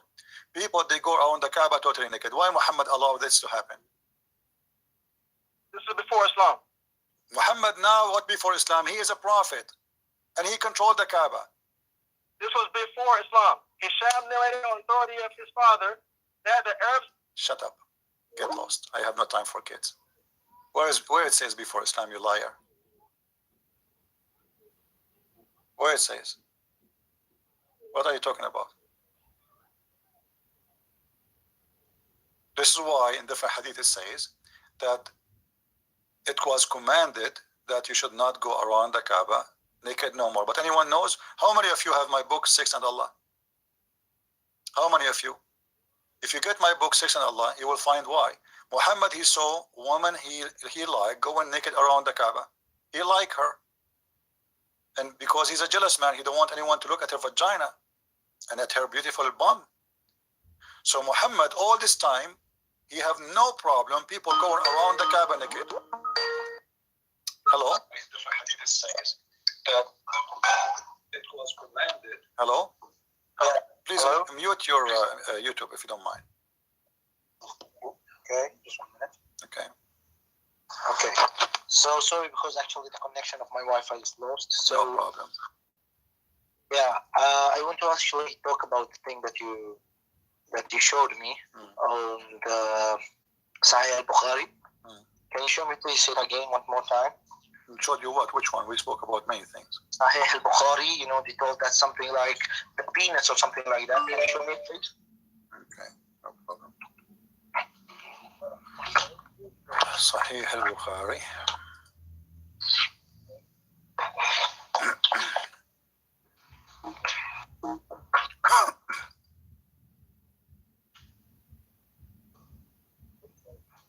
What do you think about the Arab going around the Kaaba and they are totally naked? What do you think? Okay, don't repeat it. Just show me it and I'll show you the meaning of that.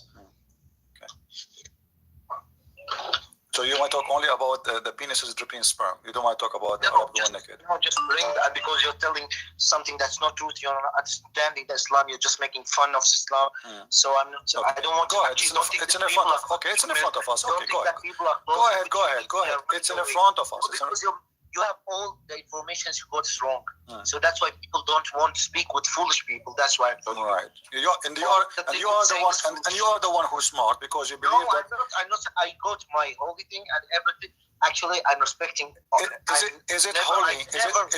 Is it holy to believe that? Is it holy to believe that God will give you endless penis? Is that holy? Just give me. Don't. Okay, that's. I'm telling you because you're telling foolish things. That's why. Let us see who's the foolish. Go ahead, read. Here we go. The hadith in front of you. Here we go. The hadith here okay, I'll tell you something. You know Arabic. I'm learning. I will learn from you. Okay. I go to school sometime. You're reading Quran and you don't know Arabic. From where getting information? You don't know nothing. Don't speak from the English translation. Isn't this your translation? Isn't this your translation? Correct. Isn't this? So are you saying because I do not know Arabic, I will not know the meaning? Are you saying that? You're just reading some things and you're giving it from your mind. So that's not. Anyone can do that. Anyone can bring the. Okay, now you are asking me if I know Arabic or not. Are you saying if I do not know Arabic? My friend, are you saying because if somebody do not know Arabic, he will not be able to understand Islam? Are you saying that? No, I don't mean that. Because you said to me, do you know Arabic? You said to me, do you know Arabic? So what if I don't know Arabic? Just 1 minute. Let's speak in a good way. I'm telling you that I know Arabic, okay? Okay. The Quran, it came with Arabic language, but people took the Quran and translated it into different languages. Okay. The other thing I would say that actually the main language that the Quran came with it is Arabic language. Okay. I see. There is no any other proof or anything that makes a lie of that. Okay. And if you're making me a lie, you can just tell me a proof that the Quran came in another language. Okay. As long as you speak Arabic, can you read for us the hadith in Arabic then? Go ahead. Okay, just 1 minute. No, can you bring? No, this is actually English. Can you bring for me the Arabic? Yeah, I put it in front of you in Arabic.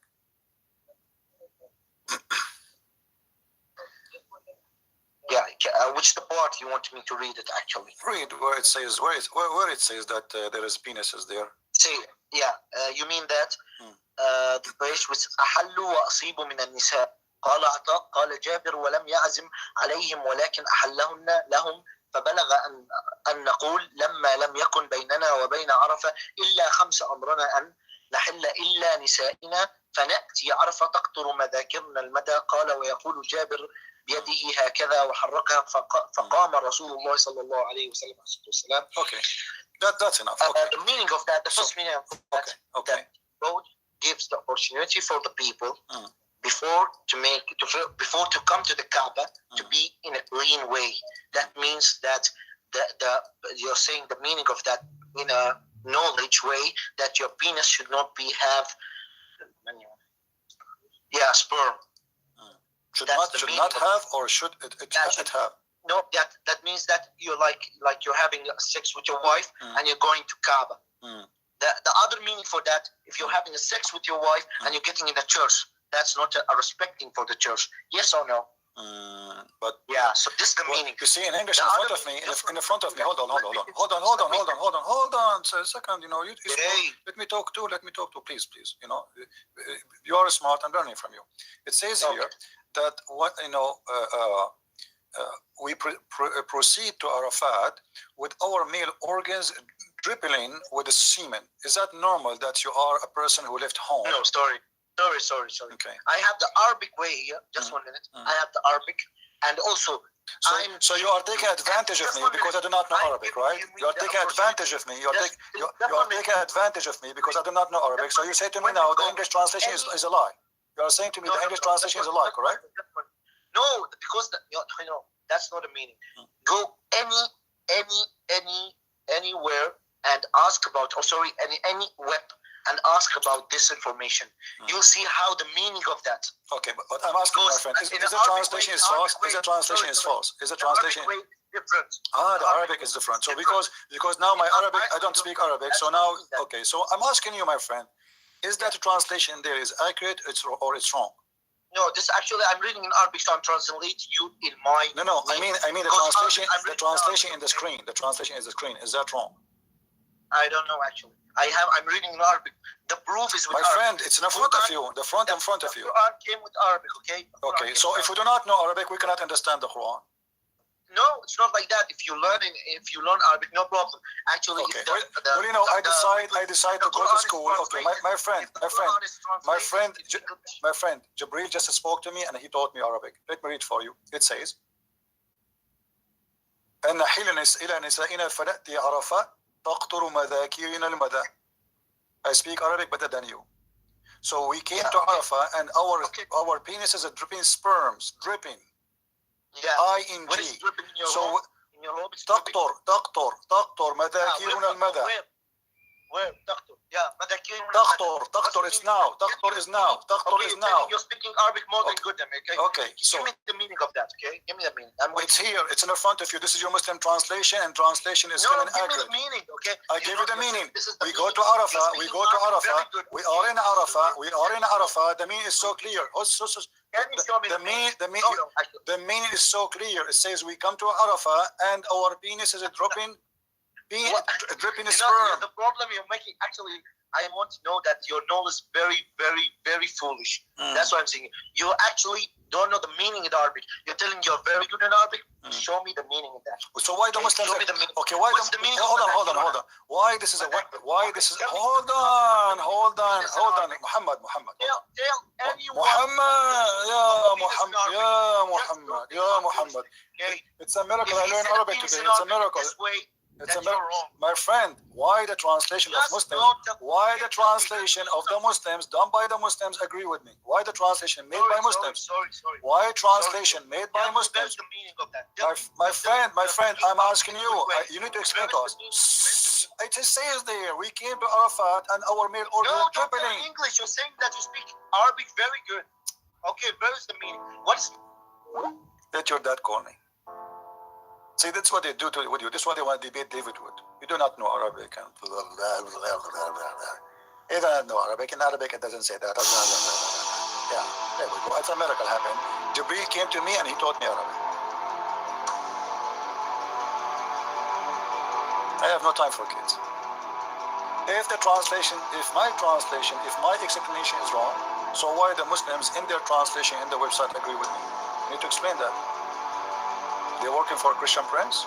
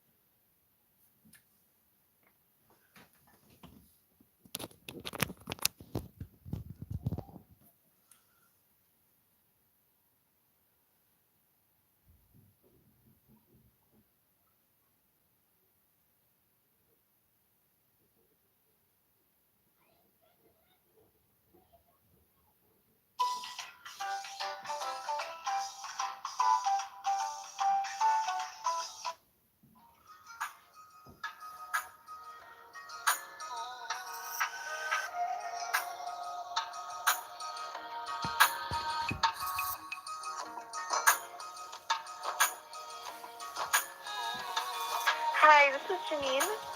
Hi, Jenny. How you doing? I'm good. I just wanted to comment on my religion, Islam, Okay, great. and just wanted to say that it's such a beautiful religion, and it's completely different than how it's portrayed on the TV and the media. And I just want people to know that whatever they see on TV is not always correct, and Like, what the about, reporters trying.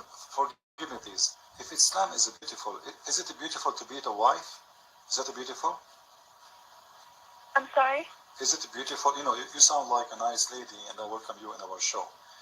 You are saying Islam is beautiful, right? Yes. Okay. If Islam is beautiful, how the Quran say the man he can beat his wife? You have to look at the whole verse, not just Look one at the whole verse, specific no verse problem. Go ahead. and Go focus ahead. on it, because in the Bible, Jesus also says that for every time that your eye sees sin, pluck it out. But does he mean that literally? Yes. If he meant that literally, yes, all the Christians in the U.S. and around the world wouldn't have eyes right now. No, lady, no. So you have to look at the bigger picture. Many Muslims that I know do not even touch their wives that way, just out of respect. No. And although it is allowable in our religion for a man to, touch his wife in that way, although it's allowable, it's not always right because it can be out of control. And there's specific rules to that also. It's moderation. There has to be a reason. It can't just be out of no reason just because he wants to strike at her. Like what? And What many is the reason? Muslim families that I know don't even. It's best to avoid it. It's best to not do it No. than to. If it's in the Quran, it means it's allowed, and we agree about that, correct? It's allowed. I'm sorry. It's allowed in the Quran. Yes, to it is beat your allowed. wife. Yes, it is allowed. Now, what is the reason for a husband to beat his wife? The reasons for it is to begin with, before even thinking about hitting, one's wife, you're supposed to communicate with her, talk to her about it. If, let's say, there's a problem, or if she's not willing to negotiate on something, or if he tells her to do something and she's not willing to do it, they should first talk it out and communicate. However, if she's still not listening and if she refuses to obey him, he can then, get to that step. Unfortunately, people can get out of control, and it should only be a light tap. It should not harm her in a way where she is severely hurt or severely bruised or anything like that. It should not leave a mark. Does it say there? It shouldn't leave a mark. Does it say, doesn't leave a mark, which means this is harm. I can beat the hell of you and it still don't leave a mark. But here's the thing. If you interpret it that way, if everybody says that, okay, well, let me do it this way, as long as it doesn't leave a mark, that's just, it's just the person that's creating that rule. If in the Quran it says you're not supposed to leave a mark, then you can't just go around it where in the just Quran to have says, your way with your wife. Sorry, you know the rules, and if you respect and love her, you would not try and harm her. Where in the Quran it says And don't if leave a mark? I'm sorry? Where in the Quran it says don't leave a mark? I can get you a verse if you want. Great. I would be happy to see it. Where? Sure. It doesn't say that. I would be happy to show you. Quran chapter Sure. 4 verse number 34 say clearly just beat them. There's no light beating. There's nothing about don't leave marks. This is not Okay, true. I will show you. Okay, great. I wanna see that verse. And remember, we are talking about chapter 4 verse number 34.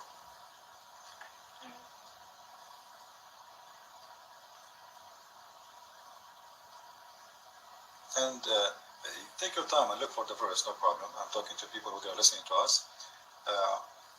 First of all, regardless of how light the beating is an insult. If somebody spit at somebody in America, you take him to court because a spit is an insult. You don't spit at people. You see how light spitting is? Very light. Have you ever heard of somebody being killed because somebody spit at him? But this is a very bad insult. So it's very clear, number one, that Islam teach not to respect women. Teach that women, they are nothing. And as you said, if you negotiate with her and she refuses to obey you, we beat her. which means I am allowed in Islam to force my ideas in other human being just because she is a female.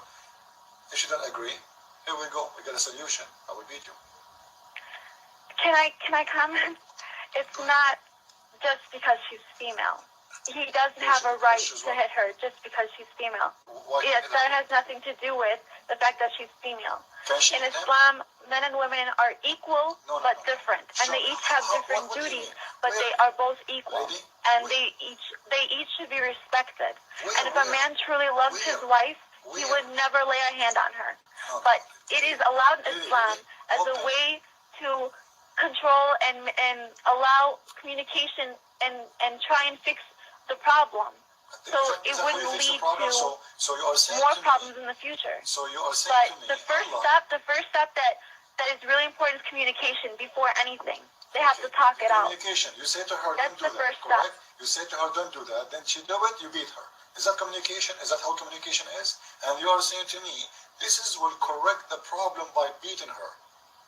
What kind of correction is correction is? No, I didn't say that. You're putting words in my mouth, sir. I didn't say to solve a problem he has to beat her. And I told you that it's not beating. It's what? A tap that is not going to leave a mark.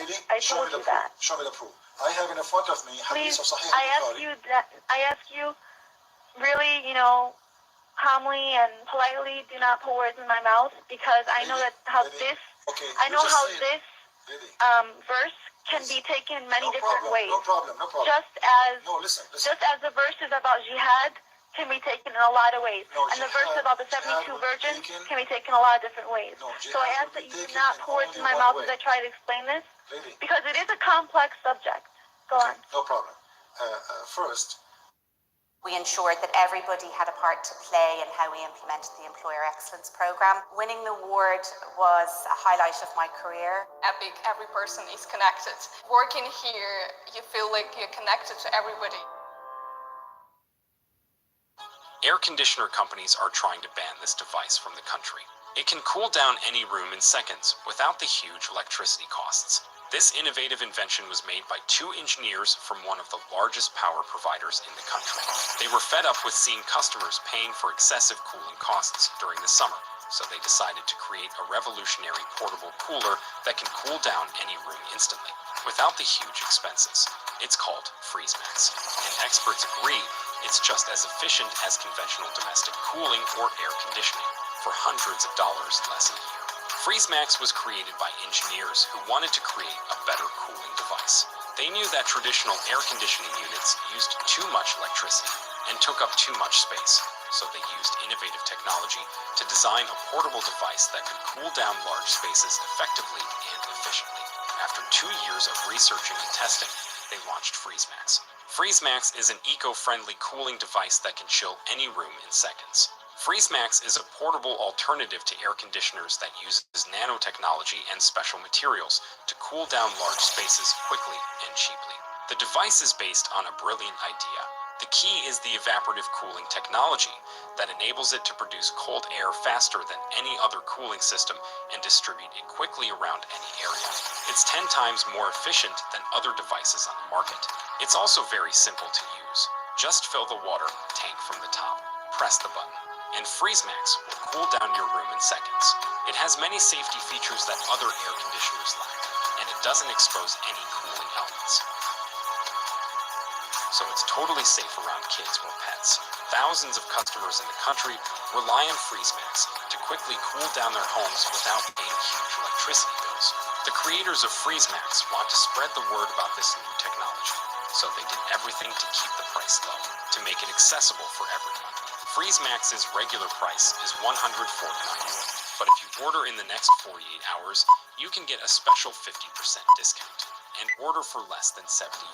If you're curious to try FreezeMax, or if you want to treat someone with a portable, efficient cooling device, click on the button on this video to get 50% off your order now.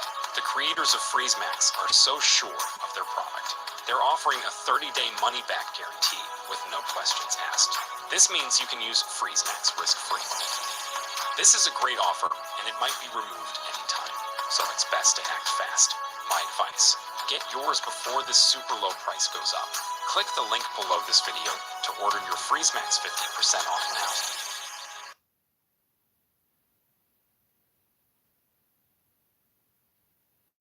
You are the one who said, when I said to you, this is the problem, it is going to be solved, you said no. And by the way, this show is recorded, we can play it later. And you will see, yourself, you said, to correct the problem. Now, I said to you, is that how you correct the problem? You said, I did not put word in my mouth, I did not say correct.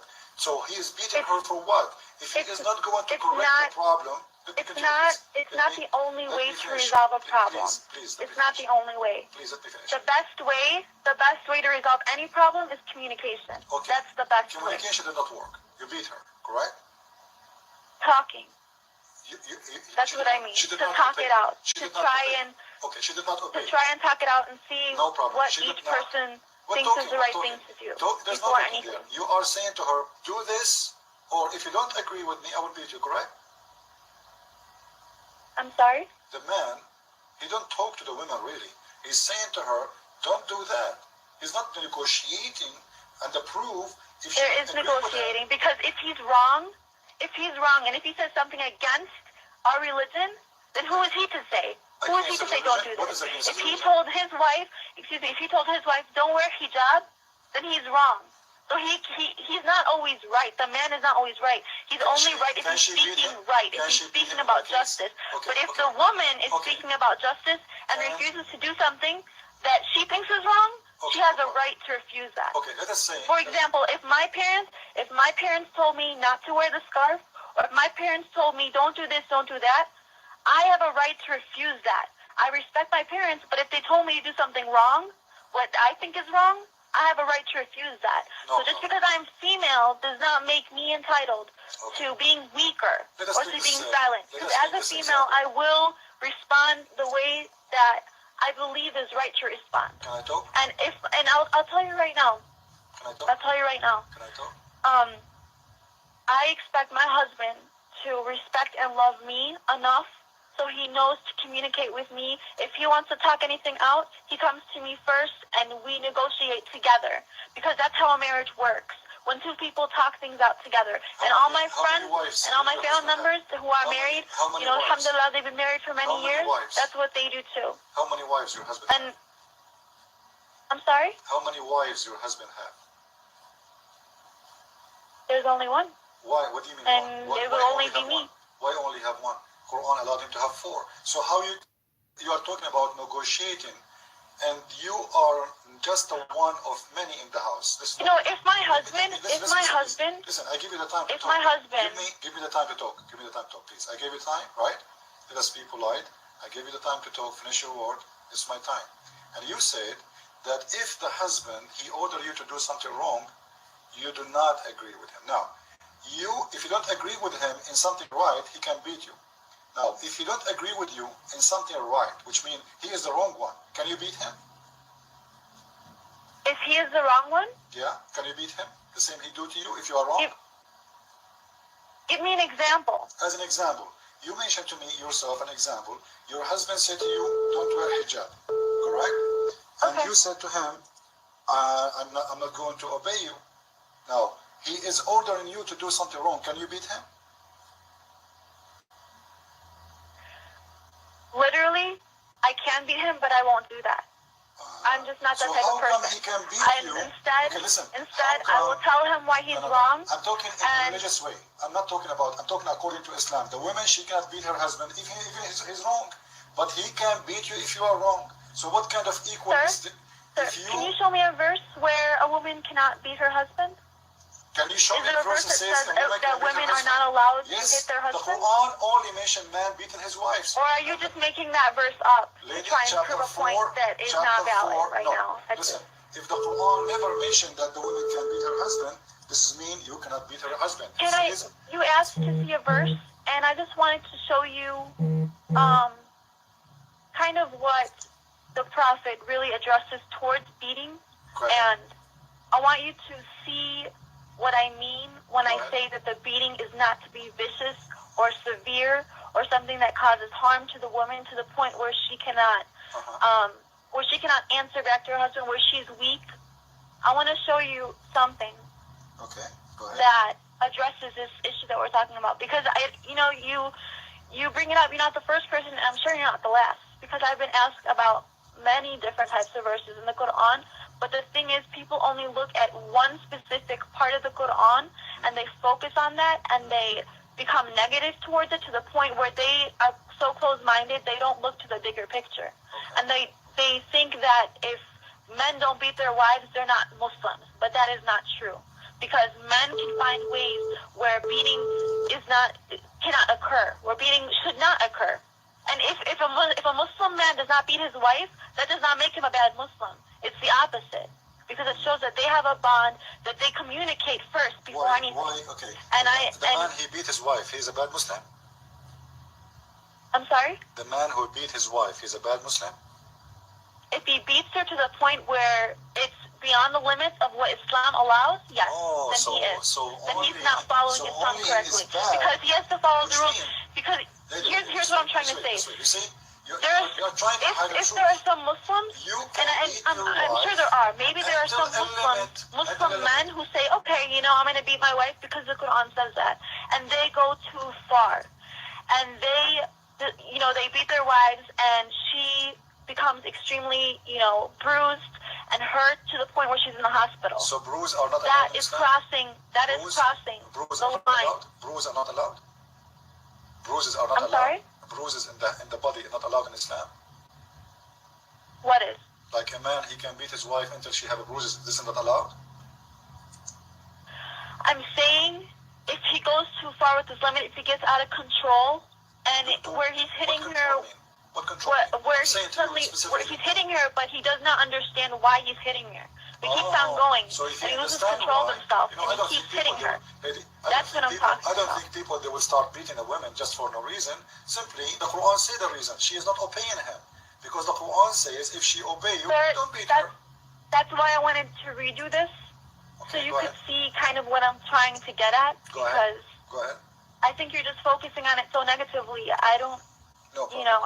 Go ahead. I just don't think, okay, it says, this is by the Prophet Muhammad, alayhi salatu wasalam. This is not Quran. And this is hadith. This is what he addressed this about hitting and beating.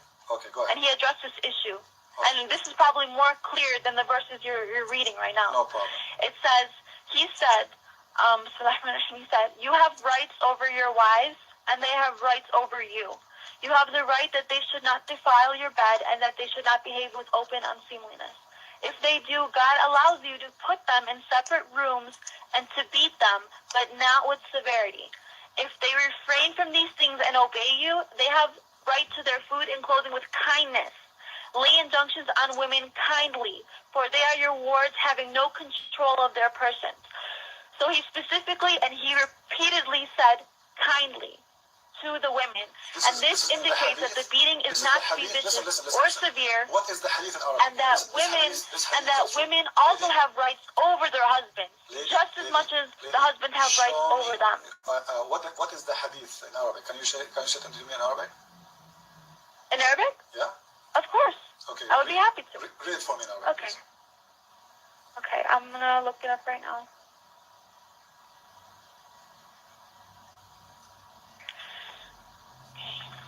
Because I don't think the word kindness exists there, but no problem.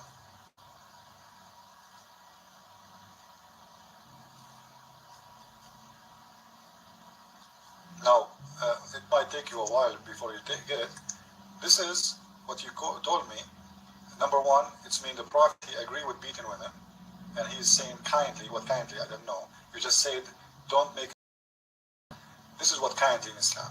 In Hadith of Sahih al-Bukhari, the book of address, Hadith number 5447, Rafa divorced his wife, whereupon Abdul Rahman, you can read the Hadith, and he did beat her until he made her clothes her skin greener than her clothes. The Prophet. Okay, can I comment on that? Because I know which verse you're talking about. This is not a verse. This is a hadith. This is Sahih al-Bukhari. Okay. He did beat her. I know which passage you're talking about. Than her clothes. Go ahead. Can I comment? Go, sure. Okay. What I want to say about that is that men do many Muslims will do things their own way, how they see it, so they can interpret the Quran their way, but in the end, no one can judge them except God in the end. So let's say the guy beat his wife until she died. No one can say he's a bad Muslim or a good Muslim except God. So whatever they do, that's their life, that's their choices. What I'm saying to you is the Quran says the Quran never said to beat your wife to the point where she cannot move, where she's physically unable to perform, to get up or do anything. And nowhere in the Quran does it say until you beat her until she dies or anything like that. And so no one is the judge of anybody, even if the person committed a great sin such as murder. No one is the judge of that person except God, because that person has an opportunity to repent, to ask for forgiveness, no matter how great the sin is. And he has an opportunity, and Allah is most merciful, and He is able to. Allah is not merciful. Sorry for that, but this is not our topic now. Oh, Allah is very merciful. No, He's not. Because if you pray with all your heart, if you really mean it, if you really feel bad about what you did, He will forgive you. If your God is merciful, He should not allow the man to use their violence against women. He should say to them, if you beat women, I'll take you to hell. And this is how you stop those Muslim men from insulting and abusing those weak women. You know, Allah, He created humans in a way where we make mistakes, and Allah knows we make mistakes. That's why He knows we will ask for forgiveness. If He made us perfect, He would not even. I put you on hold. Sorry for that. Please, we cannot talk at the same time. I will let you. I want to hear you, but we cannot talk at the same time. Okay? So, listen to me.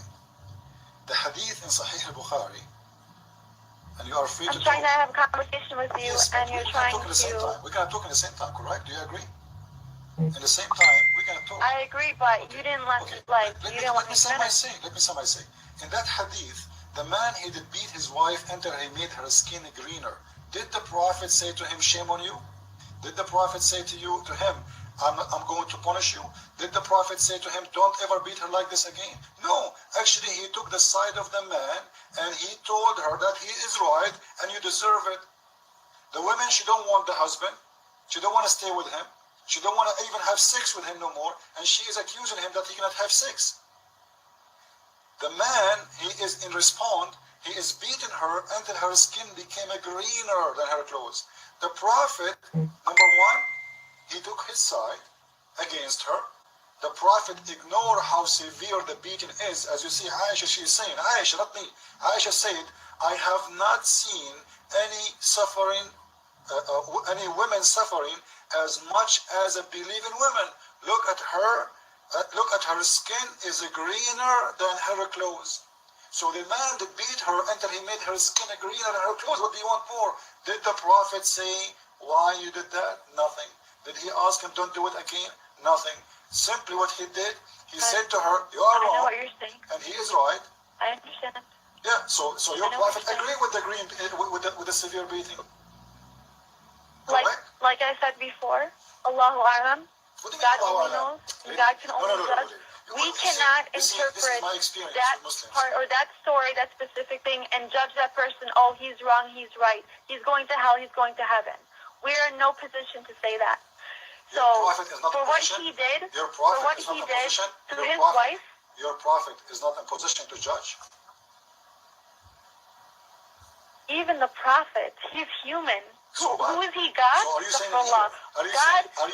created us as humans imperfect to make mistakes to ask for forgiveness. Let us make it clear. Are you saying your Prophet in this case was mistaken, he was wrong? I'm sorry? Are you saying your Prophet in this case he made a mistake?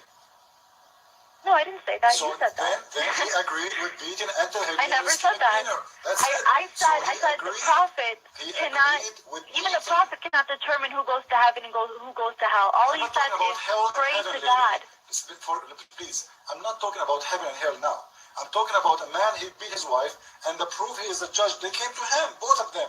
The women. Allah Alam. God knows why he did that. Only God knows. We cannot interpret why the Prophet was silent. We cannot interpret why he did not respond to that. What we could do, sir, is follow what he said about that. Follow what he said about the beating. Follow what he said. Maybe he was silent out of anger. You don't know that. Maybe he was silent out of anger and out of a feeling where he was sad for the guy who did that to the woman. You don't know that. You don't know how he felt. You don't know why he was silent. What we do know is what we should do in Islam, what we should do and what he's been telling us, what he's been preaching about God and about Islam and about husbands and wives. That's what we should do. We should focus on what we should do. We shouldn't look at people and point to them and say they're right, and we shouldn't point to them and say they're wrong, because that's not the point. The big picture is to follow what the Prophet said is best to do. Right. And what the Prophet says best to do is to take care of your wives. Your prophet, he is the one who taught people to do those things. This is why those Muslims are beating their women. For me as a Christian man, if I beat my wife, this means I'm a bad man. I will feel guilty in front of God and in front of the law. I will be taken to jail. According to Islamic law in Islamic countries, if a wife called the police saying, my husband is beating her, they will laugh at her.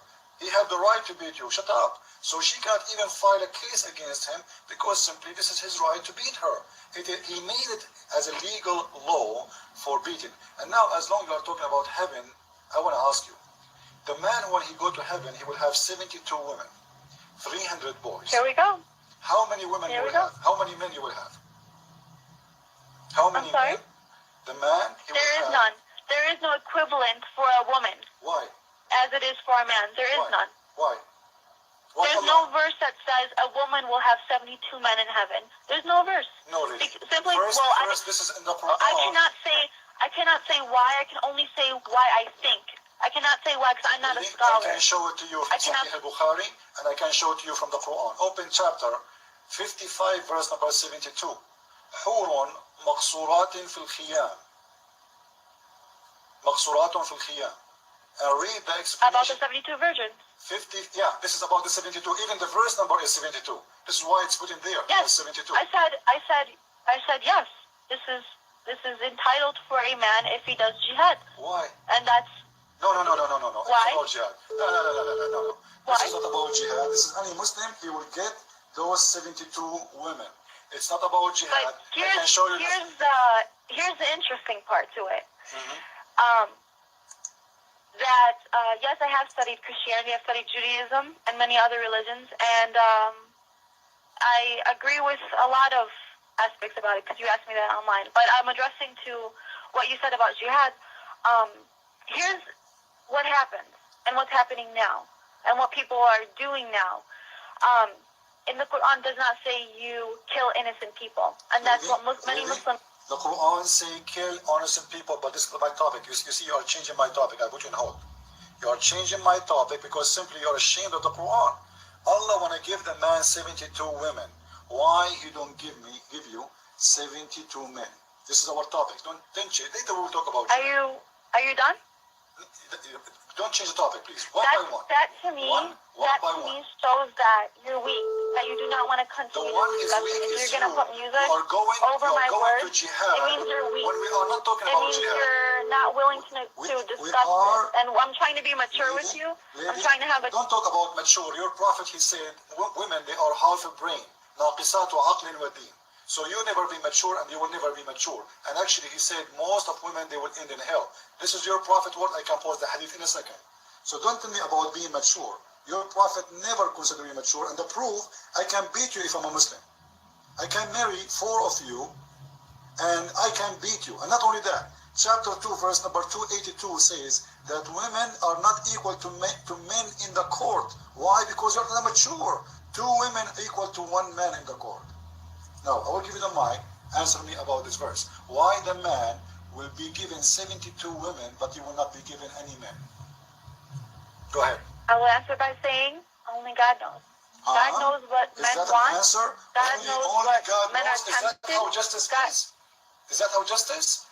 God, he decided to give you. You are a Muslim, you pray 5 times. you fast, you do everything Allah asks you for. Alhamdulillah. So why Allah will give the man 72 women, He don't give you 72 men? So the more important thing is, when you go to heaven, you can wish for anything you want. So who's to... Just wait, please. You can wish anything you want, so you can wish to have 100,000 men and Allah will give them to you. Go ahead. Go ahead. Did you hear what I said? No. You can wish whatever. That's because you blocked me. I said when you go to heaven, you can wish for anything you want. Like what? So like what? Women like can what? wish for anything they want, just as much as men can wish for anything they want. So the main Are point, you saying to me you can have a lot of men for sex in the heaven too as the man? It's all halal. Everything is So everything in heaven is perfect. There's no sin in heaven. Where you can show me Allah saying that the women she will have a lot of men, same as the Muslim man will have. Can you show me that? I didn't say that. I didn't say there's a. I said there's no verse that says women so can you are have making up stories, 72 men in So heaven. you are making I said, things up. The Quran. I'm not making up. Sir, in heaven, lady, you can wish for anything. Like you can what? have Like what? anything. Can You are you never have- incomplete. can you have a lot of men? You never Can feel like as you're a missing Muslim- out. Lady, can You you can wish for anything and your wish Lady? is granted. Okay, can you as a Because it's Muslim heaven. woman, please listen to me. Can you as a Muslim woman Sure. wish to have 72 men and Allah will give them to you? I'm sorry, can you repeat that? Can you as a Muslim women wish for 72 men and Allah will grant you the men? In heaven? Yes? Allahu A'lam. What do you mean Only Allah God will give me knows. the answer? I've never been in heaven. I So cannot don't tell answer me- that so question. don't I've make never things been in up. heaven. Your God Allah promised only the How am men. I making it Allah, up? Sorry. Allah promised only the men and this is not Jannah, justice. Jannah, heaven is perfect. So if a woman, let's say a woman wanted something in heaven, she would get it, no matter what that Like wish what? is. I Because just asked you, there's you no know, such thing are as you going to have there's no a such lot thing of as men? feeling sad or feeling hurt or Okay. feeling Are depressed you in going, heaven. are you, There's no such thing. Are you going to be So given? Are you going to be given the right of having a lot of men? Yes or no? I cannot speak for that. Allahu A'lam. So what you are saying? The main point you is, just the main told point is, me. I don't care whether I get men or You not. should care. The This is point about is, God. I want to get to Why- heaven. That's the why- point. Okay, why I don't Allah care makes- how I get there. I want to get there. No, But I don't. But you are The contradicting thing yourself. is, You are contradicting yourself. You are saying Allah will grant you any wish. At the same time, I asked you if you wish to have men, He will grant you that. You said I don't know. You just told me He will grant you any wish. So say yes. Allah will grant me 72 horny men. For I will sex. say, inshallah, God willing, He will For grant what? any wish that any person wants in I'm heaven. talking I kept specifically saying about Allahu men. A'lam. I'm talking Inshallah, about- I cannot say yes or no for a fact, Because but simply- inshallah, God because willing, simply- God willing, He will grant any wish. Lady, God willing. You knew your prophet, he mentioned many hadith, and all of them say clearly that you will be given in the heaven to one of the Muslim men. You will not have any except one man. He will have many women, in the top of them all his wives on earth. And I can show you the hadith. And you know what it exists there, but you are trying to deny that or trying to avoid to talk about. Isn't it your prophet, he said, that you will get all those hur in the top of them, your wife on earth? Yes or no? Can you repeat that? I don't Did your prophet understand. says you will get all, not you, sorry, the man, you will get all the women. Allah promised him in the top of them all his wives on earth, correct? Okay. So you will be given to the man anyway. One of those men, Muslim mujahideen or Muslim fighter or Muslim good believers, he is going to be, you are a gift to him. You yourself are a reward of a man, but you will never be rewarded. Correct? Can you just ask the question? Because I don't know I'm what asking you you're the trying question. to say. The man I'm will have sorry. something to do. I don't know if it's a station, but something is getting in the way. I don't know if it's Okay, static. no problem. Okay.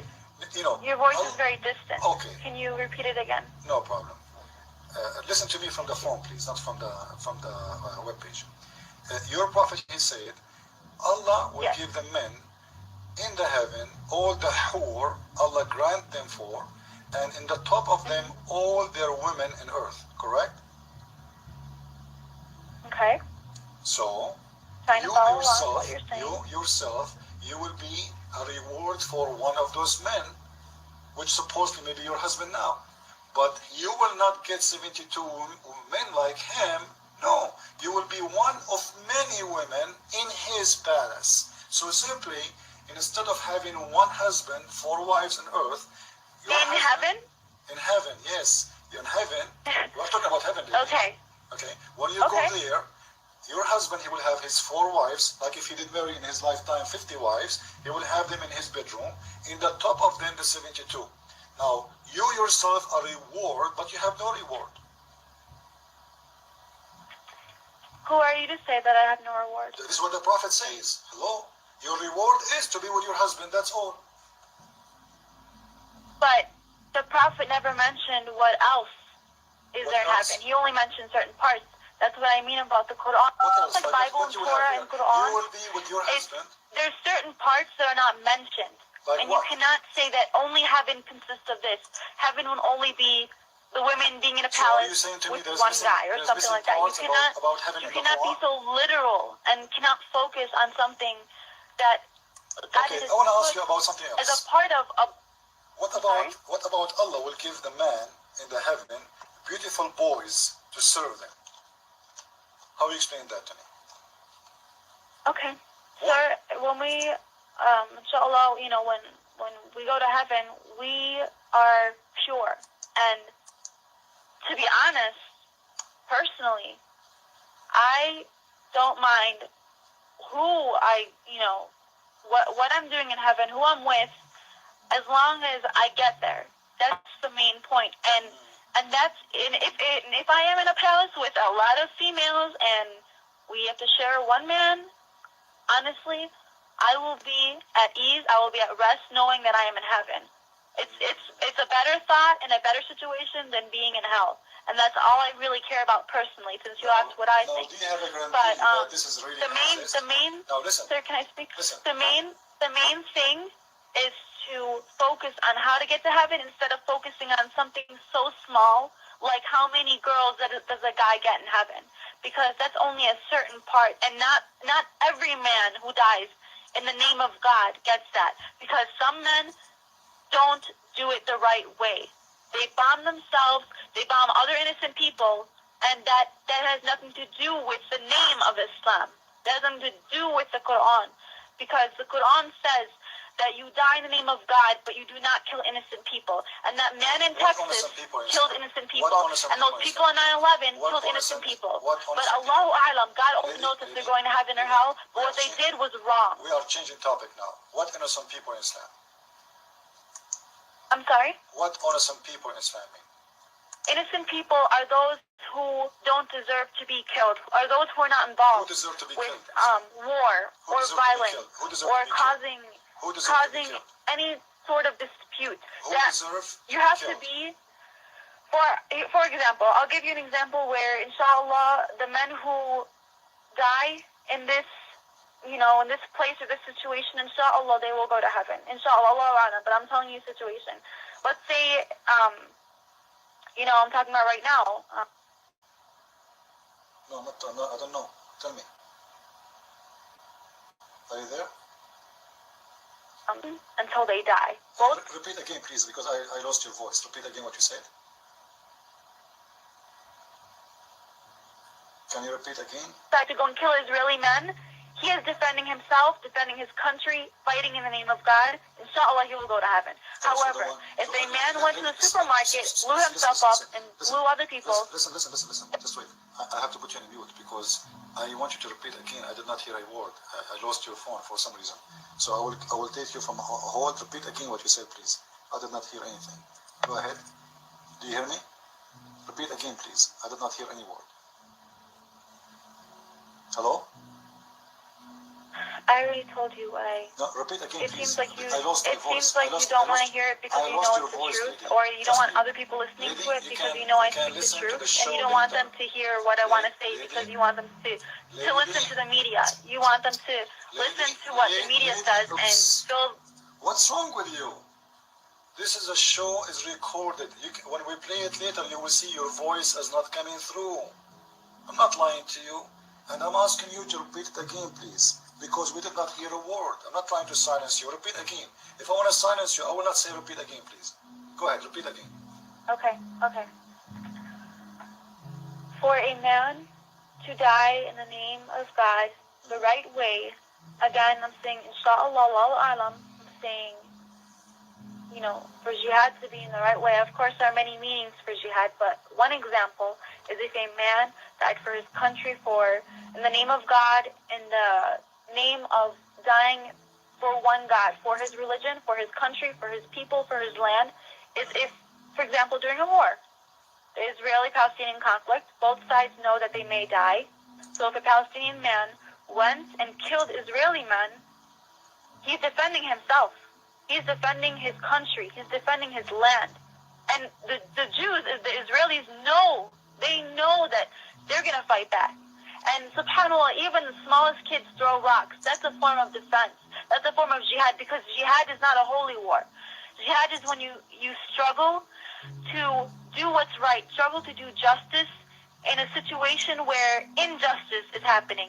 And it can be so many things. For example, wearing hijab in the U.S. is a form of jihad, because you're wearing it around people who hate your religion, around people who hate the thought of wearing hijab. So that's a form of jihad. Another form of jihad is when you defend somebody from a fight. If two people are fighting and you defend a person because some person calls that boy a name, and you say that's wrong, that's a form of jihad, because you're doing justice. So jihad, in a way, it's not a holy war. It doesn't mean blow yourself up. Doesn't mean blow innocent people up. It means you do the right thing when you are in a situation where people are when people are going against you for the wrong reasons. Okay. And it's happening everywhere, sir. But okay, it's mostly. For the first thing you said. The first thing you said, when the Palestinian, he defend himself against the Israeli, he is doing jihad. So how you explain to me Allah in the Quran in chapter 5 verse 21 saying to Moses to go and kill the Palestinian? Again, Moses had a message by God at that time. And whatever he did, kill the Palestinian at that time, whatever he did, even though he had a message by God to kill Palestinian, my people that I consider my people, I don't see that as wrong, because he had a message by God. And whatever God says is right. Okay. So because God is perfect. If killing the Palestinian is good if they are not Muslims, killing the Palestinian is bad if they are a Muslim. Is that what you're saying? I'm sorry? Killing the Palestinian is good if they are not Muslims. Killing the Palestinian is bad if they are a Muslim. This is what you're saying to me. Allah told Moses to kill the Palestinian. This is what you're saying. You're giving me an example of a prophet, sir, and a prophet does what God tells him. Doesn't matter. Just hold on. I put you on hold. You just said that you don't have a problem with Moses killing all the Palestinian because simply Allah ordered him to do that. Why? Because they are Muslims. But now, because they are Muslims, you don't want anyone to be killed. This is wrong. Now you have the right as a Palestinian to defend yourself and kill the Israeli. Before, Moses and his army can kill the Palestinian, and he's a good guy. Why is that? Go ahead. It's interesting music you have on there. I don't have a music, lady. Go ahead. Yeah, you put music on to block me out. This is the phone. When I put you in hold, it's me. When you hear music, it's me. You're on hold because we can't talk at the same time. Now answer me, please. How good it is to kill Palestinians when they are not Muslims. At the same time, it is not right to kill the Palestinians when they are Muslim. Is that fair? I didn't say that. You said that. I said that what they're doing in Israel right now is wrong. Not because they're Israelis, not because they're Jewish, but because they're taking land over the Palestinians. And they're taking it unfairly. This is the land of the Jewish. The Quran say that. Allah gave the land to the Jewish. It is Allah's fault. It is Allah who ordered the Jew to go and take it, correct? Sir, why do you think Christianity was formed? Why do you think Islam was formed after that? Don't you agree that maybe something happened? That God sent Jesus to spread a message, God sent Muhammad to spread a message, because something happened with the Jews? Lady, Don't you agree that something happened? Otherwise, if that was a true religion, if the Jews really obeyed God, if the Jews really obeyed Moses, wouldn't Judaism be the religion and the only religion right now? Okay. But some. Okay, you see, I have to put you in hold again. You are changing the topic. My topic is why it is Allah want to take the land of the Palestinian. When you say the Jewish, they took the land of the Palestinian, who gave it to them? It is Allah. So we have to blame Allah, not the Jew. Do you agree? Go ahead. You don't have to put me on hold that long. You can just put me on Because for you a keep talking, second. we can talk at the same time. Understand. So, Allah gave the land to the Jew. Shouldn't we blame Allah for this problem? Of course not. Why? Because it's people who create problems, not God. Oh, It's people who create the problems in this world. Okay, it's us. Just wait. If Allah gave the land to the Jewish and the Palestinian was living there, is that right? I have a perfect point for that. If Allah gave the land to the Jews, why weren't they living there all these years? What happened? Why suddenly, after the Holocaust, did they ask for it back? After generations of Arab Muslims were living there, generations of Palestinians. Listen. Okay, let me put you on hold again. If Allah gave it to you, regardless who took it from you, you will take it back. This is my answer to you. Isn't it Allah is God and He is the one is right one? Allah gave the land to the Jew. They have a documentation in your book, in the Quran, says Allah gave us this. Shouldn't Allah, or maybe Allah was wrong? You said no. So they have the right to come back to their house anytime. This is a gift from Allah to the Jewish. And you said very funny thing, that it's okay to kill the Palestinian when they are not a Muslim, but it's wrong to kill the Palestinian when they are a Muslim. This is hypocrisy. You're mine. Go Can ahead. you answer that? I did not hear you. Go ahead. Okay, I said, why suddenly did the Jews claim Israel as their land after the Holocaust, Suddenly? after What so do you mean many years when What do you mean Muslims suddenly? and Arabs were living What do there you mean all their suddenly? lives? What do you mean suddenly? Jesus is from where? Can you answer my question? What do you mean suddenly? This is their land. This is their land forever. No, I asked you a question about Israel. About what? Why did the Jews claim it after the Holocaust and not when They Moses? claim it up always. This is their land. But if they cannot have it, doesn't mean they don't Right, claim it. but after all those years, why after the Because Holocaust? now Why they couldn't can they get claim it it back. before? Because now they can get it back. It's their land. Right, you don't have an answer to that. You're just saying I just you're just answered saying you. excuses Now that now you they can have it. suddenly after the Holocaust because then Okay, let me put you on hold again. The Jewish for hundreds of years, thousands of years, they are looking to go back to their home. The proof, when the Babylon took them to Iraq, they go back to Jerusalem after 70, 80 years of slavery. When the Pharaoh take them to Egypt, they go back to Jerusalem. Their dream is to live in their own city, in their own hometown. All the Jewish in the world. But always there is people who forbid them from doing that, either the Roman, or then the Muslims, or whatever take over, he kicked them away. So those people, when they get a chance to get back, they get back. Now you don't want to answer me why Allah is being unfair, because if it's unfair to take the land of somebody, how come it was fair that Allah take the land from the Palestinian, giving it to the Jew? You're Macron. Go ahead. I just want to say that I have nothing against Jews or Christians or Hindus, Buddhists, because I know many people, I have many friends from all different types of religions and cultures, and I respect them all. I'm just answering what you're asking me. No, lady, you're lying to me. You're lying to me. You're lying to me, with my respect to you. A Muslim, he cannot take a friend from the Jew or the Christian. And you're going to show me a verse because there's a verse in the Quran that says that, right? 551. Go ahead. Yes, I can show you many, by the way. Not only one. I can show you more than 10. Yes, there's more than one. Right. There's more than one verse. Correct. But the thing is, many people take those verses literally, and they say that. Because, sir, yeah? if I actually, right now, I have many different types of, friends from everywhere, but does that make me a bad Muslim?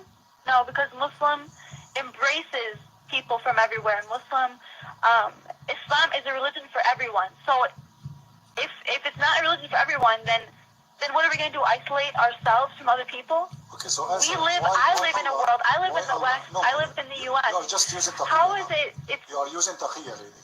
Your prophet in the Quran say clearly, don't take them as a friends and protectors.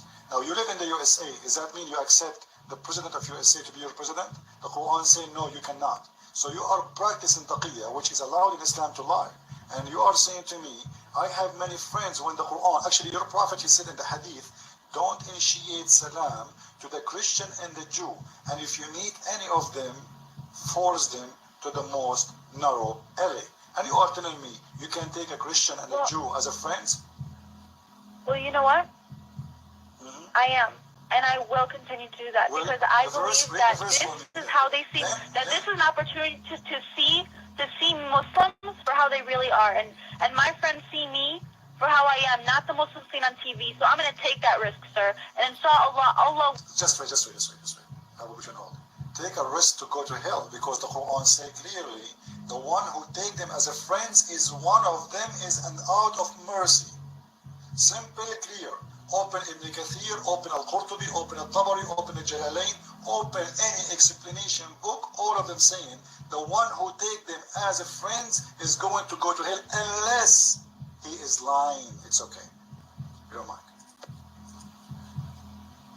Answer.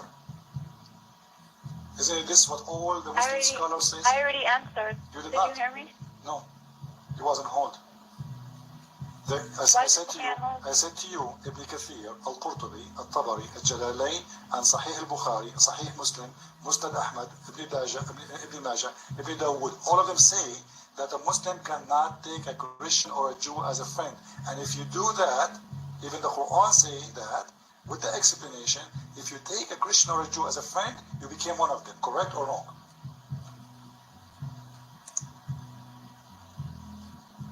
Sir, I answered your question. Correct or wrong? I answered your question. No, you did not. I know what you're saying. You told me, no. Simply, if you're scholars and you're a prophet himself saying you cannot do that, what you say Can I actually flip this and ask you, do you think a person is a bad Muslim if he doesn't, have friends, from, Christian, Jews? Do you think he's a bad Muslim? The good Muslim is the one who hates us. The good Muslim is the one who kills us. The good Muslim is the one who kidnaps women. The good Muslim is the one who is in the Quran. You're very mistaken. It's really sad how this has gotten to this point, sir, because... Just wait. You're on hold again. In chapter 4, verse 24, it says that a Muslim man, he can rape unmarried women. Just because she is a Christian, enslaved by him. Explain that to me. Go ahead.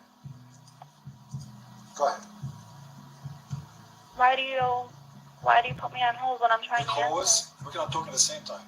Chapter 4, verse 24. I never heard you.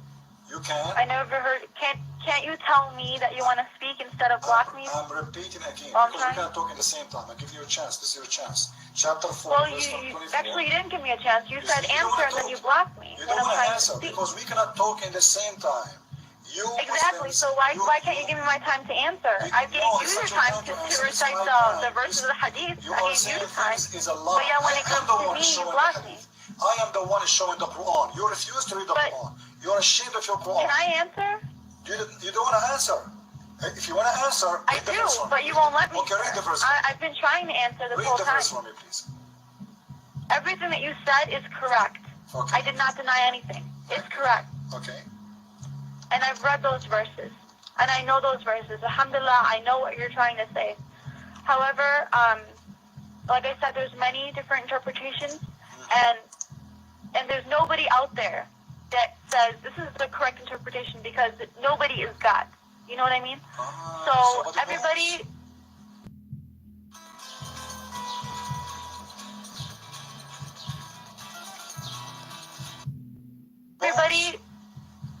So if I'm taking a risk by having, Christian, Jewish friends, that's a risk I'm willing to take because at least they see me for who I am. At least they see a Muslim for who a Muslim is instead of those people portrayed on TV. Which Muslim? So if that's a risk, if that's a sin, sir, if that's a sin, God forgive me. But that's a sin I'm willing to do.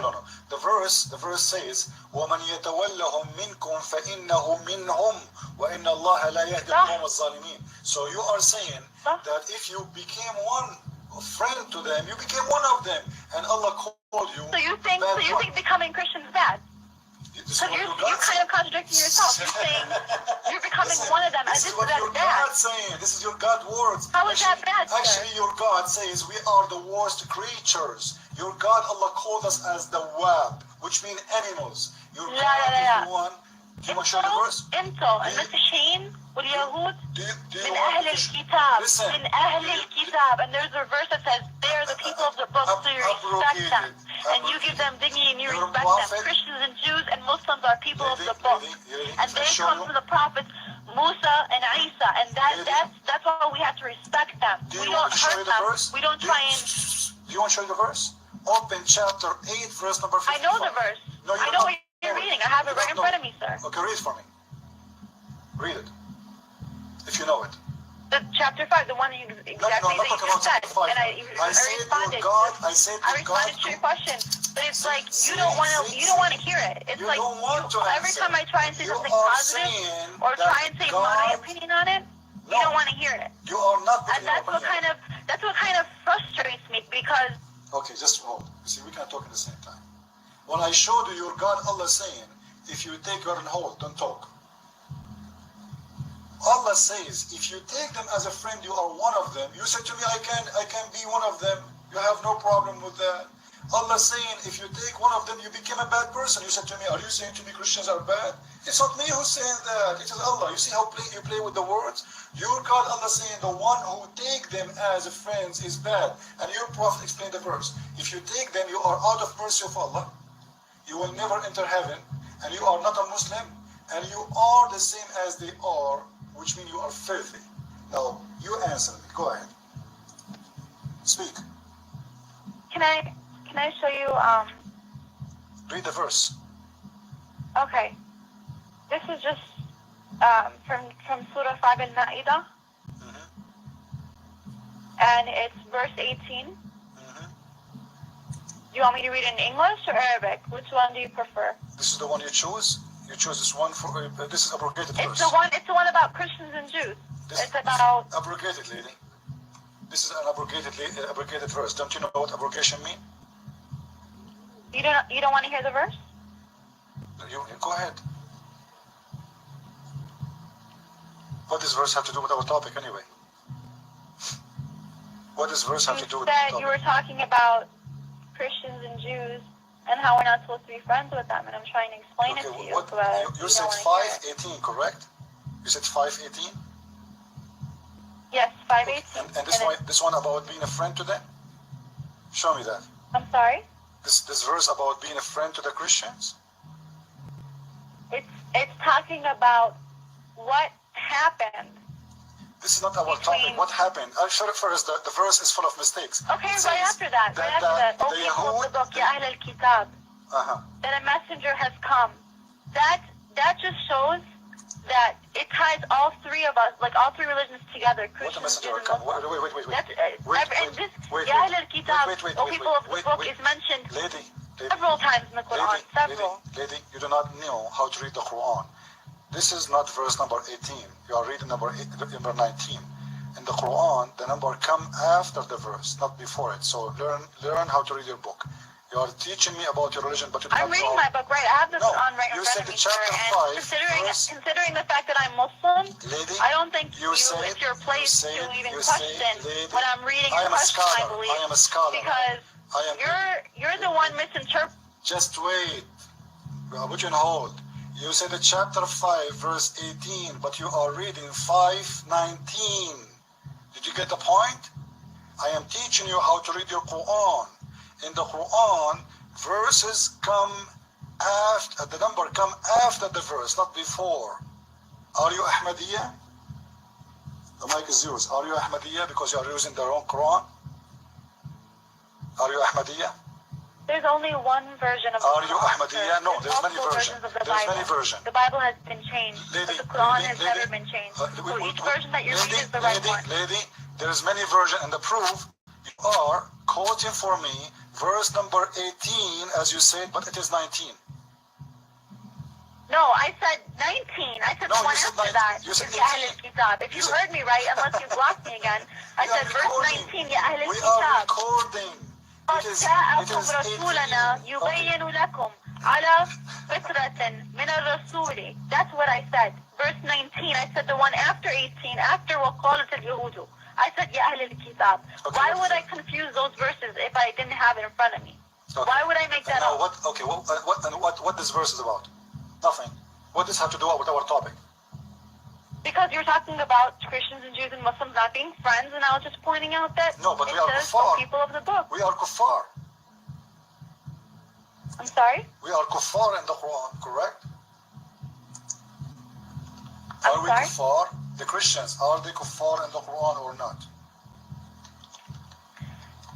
The ones who believe that Jesus is God, kuffar, of course. So Because don't tell me shirk. Christians It are is your sin. friends. You see, we are kuffar. We are called dogs. We are called The monkeys. one, no, but we are called here's the thing. dirty. There's And different you see sects how- in Christianity. You see That's how the interesting hypocrite thing. is only Some one Christians Christian. tell me they believe Jesus is Lady, God. Some lady, Christians tell me let- that God. Let me put you in a hold. Listen, all the Christians in this world exist believe Jesus is God. And your Quran says whoever believes that Jesus is God is a kuffar. So you cannot take the kuffar as a friend. You can take only the Christians who believe Jesus is just a prophet, and those are Muslims. Those are not Christians. Now your mic. Go ahead. You believe you can take the Christians who are your friends, as you said, from those who believe Jesus is not God. Now who is the Christian in the world who believe Jesus is not God? Tell me. Hello? I can name many. Name. Go ahead. The thing is, Name. there's No. not only Christians. Name There's not only one Christians. Christian. There's Catholics. There's Pentecostal. There's evangelicals. Lady, There's- don't lie. The Catholic believe that Jesus is God. And you are lying. There's not even one Christian in the world believe that Jesus is not God. Now, this means you cannot take anyone as a friend unless he believes Jesus is not God. Great. I got my point now. It's mean all the American who they are Christians believe that Jesus is God is your enemy. Correct? Go ahead. Okay, can I clarify? Go ahead. Okay. A kuffar is someone who does not believe in God. And Christians, you know, they obviously believe in God. No. Jews believe in God. Let me put you- Muslims, of course. Just wait. Your God says, لَقَدْ كَفَرَ الَّذِينَ قَالُوا إِنَّ اللَّهَ ثَالِثَ ثَلَاثَةٍ. Chapter 5, verse number 73. Don't tell me they don't believe in God. They believe in God. But they share God with God. And those are the Christian. And here they are talking specifically about the Christian. Chapter 5, verse number 73. Now why Muslims love to lie? Your mic. Go ahead. Why you are lying to us? Chapter 5. How am I lying to you? I'm telling you the truth. I'm telling you I have Christian friends. If I was lying, I'd be like, if I was lying, I'd tell you I have no Christian friends. I have no Jewish friends. You have But that no would be a friends. lie. Trust me, I know it. You have no friends. You are lying to us. Chapter 5, verse number 73 says, لَقَدْ كَفَرَ الَّذِينَ قَالُوا إِنَّ اللَّهَ ثَالِثَ ثَلَاثَةٍ. Those who believe that Allah is a third or one of the three, they are kuffar. He's talking about the Christian, Yes, correct? those who associate, yes, they are. That's So what I they're said. kuffar. Those who associate So with God, we are kuffar. it's like I said, shirk. Shirk is association with God. So But we Christian there are are some kuffar. Christians. No, I'm serious. I have a Christian friend who says that God is separate from Jesus. I don't know where What's she separate got that from idea Jesus? from, but Listen, she tells listen, me listen, she listen. was raised. Listen. Oh, this is the one you are taking him as a friend, the one who don't believe. Do this Christian believe Jesus is God or not? Don't tell me about separate. Do this Christian believe Jesus is God or not? They believe that God created Jesus. That's what she told me. That they are God separate. created Well, Jesus. my other Christian. She is no Christian. This is a Muslim. This is your Muslim friend. This is your Muslim friend, and you are lying. There is no Christian in this earth he believe that Jesus is not God. Jesus is not the Son of God. Jesus is created by Allah. This is what Muslims believe. So you are playing games, going around in a circle. The verse is very clear. And if you read the explanation or the book of Asbab al-Nuzul, you will see your prophet talking about us, the Christian. So simply, you are creating your own list of friends, calling them Christians, trying to play games. So let us make it clear. Anyone who believes Jesus is God is your enemy, correct? Correct? What's correct? Anyone who believes that Jesus is God, in Islam, he's an enemy to Allah, correct? Allahu Alam. Well, don't tell me Allah, don't be a liar. The verse is very clear. It says they are I'm not a liar, because Allahu Alam means God only knows, and that's only the Allah truth. knows. So what Islam is about, if nobody knows except Allah, so why Islam is exist? Islam is exist to teach you the truth, correct? The Quran says the kuffar are the enemy of Allah. Do you agree, or do you want me to show you the verse? No, I know. That You know, so what you are saying, who am I to say that Christians are not going to heaven? I can't say that. Listen. It is not you who's saying that. The Quran, chapter 5, verse number 73. لَقَدْ كَفَرَ الَّذِينَ قَالُوا. Those who they are Christian, they are kuffar. So we will go to hell. You like it or not, according to Allah. For me, I will be in heaven, and you will be in hell. You are changing the topic because you cannot answer. Why do you think I'm gonna go to hell? Because you are worshipping. Okay, how God can be a lake? You tell me. How you worship? Why do you think you just told me that I'm gonna go to hell? Why do you think I'm going to hell? How you worship a lake? I don't worship the lake. Allah is a lake. No, Allah created the lake. No, He is the the creator. He is the lake. Open chapter 68, verse number 42. Right now, read it. Wait, chapter 68? 68, verse number 42. 68? Verse number 42. يوم يكسف عن ساق. عن ساق. That's the one you're talking about? Right. Where does it say that God is a lake? This is the lake of Allah. Allah is a lake. The lake of Allah. Yeah. Allah created the lake. No, listen. Every Muslim knows that. Every person knows that God's the creator. Okay, lady. The saq in there is the saq of who? I'm sorry? The word saq means shin, correct? The word saq means shin. Okay. Yeah. Allah will uncover the shin. This is the shin of who?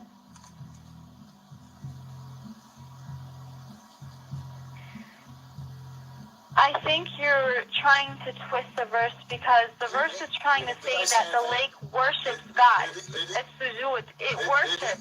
The lake worships God. Every creation from God worships Him. The trees worship Him. It says He will uncover one leg, not every leg. Read it. يوم يكشف عن ساق. One leg, one shin. And just to help you, go to the explanation of the verse. Why you don't do that? Go to Ibn Kathir, Al-Qurtubi, Al-Tabari, Al-Jalalain, and you can go to Sahih al-Bukhari, the book of softening, the book of heart softening, hadith number 6162. You will see they are asking him, Muhammad, are we going to see our God Allah? He said, yes. He said, are you going in the day of resurrection? He said, do you crowd and squeeze each other on looking at the sun when it is not hiding by a cloud? They say no. He said, are you going to be crowd and squeeze each others when looking at the moon when it is full moon, full and not hiding by cloud? They said, no. Allah Apostle said, so you will see Him, your Lord, on the judgment day, on the day of resurrection. Similarly, Allah will gather all the people and say, whatever used to worship anything should follow that thing. And then to go down. Allah will come to them in a shape other than they knew. And they will say, He will say, I am your Lord. Who's talking now? Allah. It's coming in what? In a shape, which means a physical body. They will say, we seek refuge with Allah from you. The Muslims are rejecting Allah. Why? Because He is coming in a shape different from the one they knew. And then they continue. It says, Sir? Listen to the end. Sir? Listen to the end. I want to show you that Allah is going to uncover his shin. It is the shin of Allah. If you go down all the way, you will see it says, and then Allah will uncover his shin. يكشف عن ساقه. Your answer. Can I respond?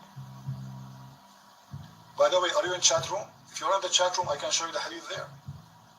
Are you in the chat room? Go ahead. Are you in the chat room? Yes, I am. Okay, good. Because I can help you and show you the hadith there instead of. It would help if I could see it. Oh yeah, I can put it in the screen. In the TV. Okay. But I just am curious because we just read a verse together that said that anything that we associate with God is shirk, is a sin. But this is God. So how is the lake? He is the lake. How is us worshiping the lake part of Islam when I don't know one Muslim who says that we worship anything other than Allah? I don't know one Muslim who gets that idea. All Muslims know that God is one, that God created the lakes to worship Him. God created the mountains to worship Him. Did I say that this is not Allah? I said the opposite. I said the lake is Allah. I said the lake is Allah. I'm not saying your God Allah. It's a creation of Allah. Listen. You get that right? Because if you say a lake is Allah, then you think that we are Allah, astaghfirullah. Because we are His creation. You cannot say that, sir. You cannot. Because we are not God. We are His creation. We are His servants to worship Him. Just like the lake and the mountains are there to worship Him. I am not talking about your lake. I'm talking about the lake of Allah. The lake of Allah. The only problem, I'm using different computer for my browser. So what I will do, I'm going to try to post it there or even send it by email to the other computer so they can receive it there. Who's talking to me in the chat room? Guys, if anyone in the chat room have the hadith about Allah lake, post it please in the room. Are you saying? Wait. Hold on a second. You're saying leg? What? Lake. Allah You're lake. saying Allah. L-E-G, not lake? Lake. L-E-G. Lake. Oh my gosh. Saq. Okay. Oh my God. This is what the Quran is saying. I'm not the one who's saying that. No. What I'm saying is that we cannot only look at this and say that, this is how God looks like, or we cannot even picture or draw or even have an image of what God looks like. Do you agree that this is how Allah look like now? I'm sorry? Do you agree that this is how Allah look like?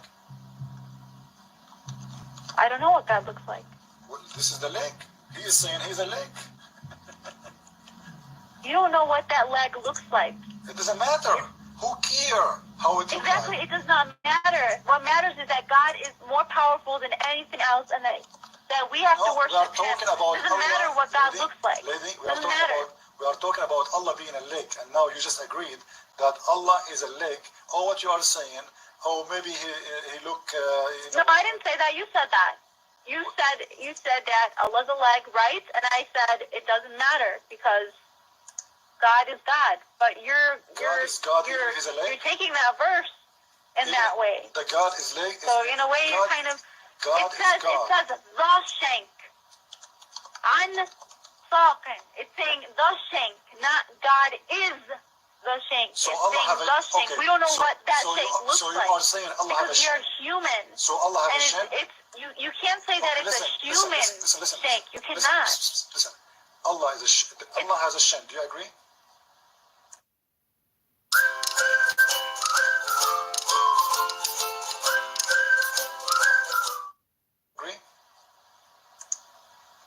Astaghfirullah, I cannot say. What do you mean astaghfirullah? You just said that Allah, He has a shin.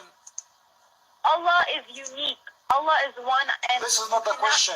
This is not the question. You cannot put these. This is not the question. In people's heads. My finger is unique. And even scholars cannot do my that. finger is unique. Doesn't make my finger God. Correct? My finger, according to science, there is only one finger like my finger in this whole world, but doesn't make my finger God. So being unique is not a big deal. Secondly, we are talking about this shin. Why Allah he have a shin? By the way, this is the hadith. I'm posting it to you in the room, in different name. You see it? Wadi 33. He's posting the hadith. This is the hadith. Open it. Allah he have a shape and he have a physical. Sorry, I'm posting the wrong one. Sorry. Let me post the other one. Okay, here we go. This is the one. Open this one. Where are you posting it? Allah is a shin, and what you are saying Sir, in the Quran it says the day that the shank shall be laid bare. It does not say Allah is the shank. It says the day that the shank shall be laid bare, and they shall be summoned to prostrate. Okay, read the hadith. You will see what your prophet meant. Your prophet speaking about seeing Allah. What they will see, they ask him, what we will see? He said he will uncover his shin. Read it. It's in front of you. You cannot say his.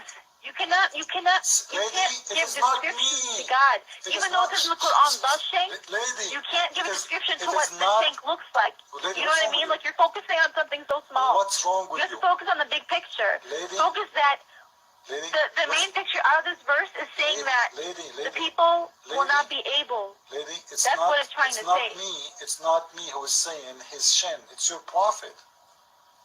Are you saying your prophet is wrong? Read the hadith. Your prophet saying Allah will uncover his shin. Not me saying that.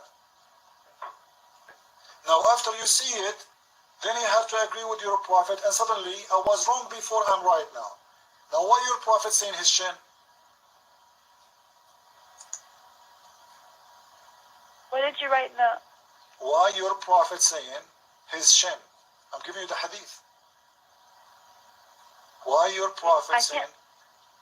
Your writing religious is not in this room. I don't know what you're saying. What do you mean, religious? Which room you are in? You're writing it... Are you in the Christ is Lord? In the room. Are you in the Christ is Lord? Islam is false room? Are you in my room? Yes. Are you in my room? In the room that you're in right now? Are you in my room? Yes. Okay. You see my response? You see, there's a guy, his name is Wadi. He's posting for you a link. Wadi 33. This is the link. Open it and read it. I don't see the link right now. Well, everybody is seeing it. How come you didn't see it? If you are in the room, you will see it. There's... Sahih al-Bukhari. I mean, I'm not even joking around. I can't even see the link. What do you mean you don't see it? Come on, everybody can see it. All I see is I tried to tell him, and he on Pal Talk, no. That's all I'm seeing. What in Pal Talk? What are you talking about? Are you in the Christ is Lord room? What is your name in Christ is Lord? What? What is your name? What is your name in the Why does it matter what my name is? What is your name? No, because I want to see if you are in the room or not. Because the room... Yeah, in the room it's real... Okay, everybody is posting the link. How come you don't see it? Everybody is posting the link. They are flooding the room with the link. How come you don't see it? I don't know. Are you in the room? It's called the Christ is Lord. Islam is false. No. This is I am in... No, go to my room. You are in the wrong room. Go to Christ is Lord. Islam is false. Okay? Go in the social issue and the human right. I cannot, because I'm not a member. You are not what? A member. You are not an A member? Or are you calling from the Middle East?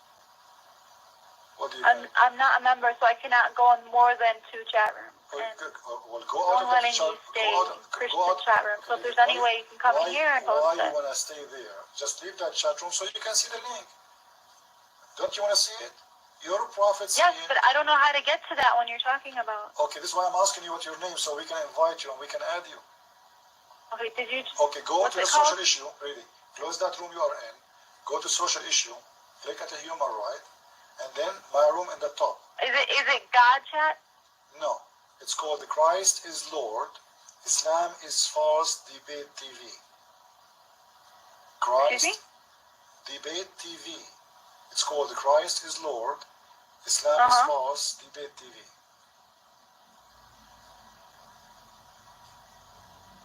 I don't know what is hard about this.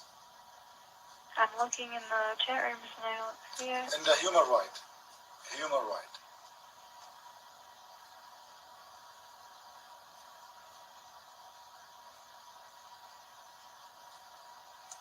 I still don't see it. He keeps saying he can't come here. He's on Pal Talk. I don't know what that means. Who isn't here? Who cannot come here? What are you talking about? LeBrock. That's your name. I thought that was you talking. My name is Barack. Who's Barack? Somebody is playing my voice. LeBrock, the one that you messaged me. There's many people. They are playing my show in their rooms. Doesn't make them my room. My room is called Christ is Lord. Okay, I cannot find that chat room. If I could find it, believe me, I would be there. But I can't find it for some reason. Go to the social issue. It's very easy. You can find it. It's very easy. Social issue, human right, and my room in the top of the section. It's called The Christ is Lord, Islam is False, Debate TV. I'm just curious. Did you convert? This is not our topic for now. Let us focus on our topic. How Allah is going to uncover His shin. Your God have a shin. No, I know. I'm just putting it out there. I mean, if you're embarrassed to admit it, or I'm trying to show you, not my words, to show you that you are wrong. This is your prophet saying that, and I'm trying to get you in here. I don't agree with what you just said about my prophet. It doesn't matter. I would like it if you don't. This is what Sahih Bukhari says. Who cares if you agree or not? This is what your prophet said, and you have yourself as a Muslim, you have to agree. And I agree. Everything I agree Muhammad with said. everything that prophet says, and everything he says is right.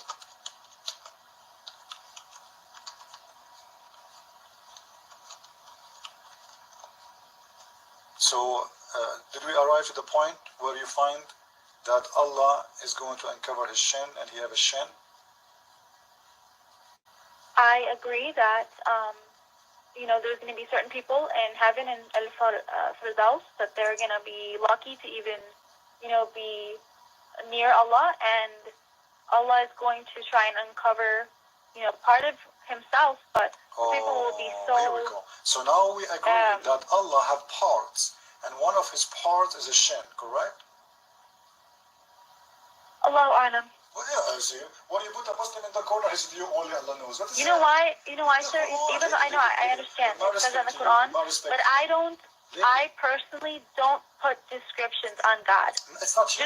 Christians, I know Christians. This is the difference between Islam and Christianity. Because Christianity, they draw Jesus and they worship Jesus, even though they don't know what He looks like. No, we That's what I don't understand. Is that they draw His face. Yes, they don't know what He looks like.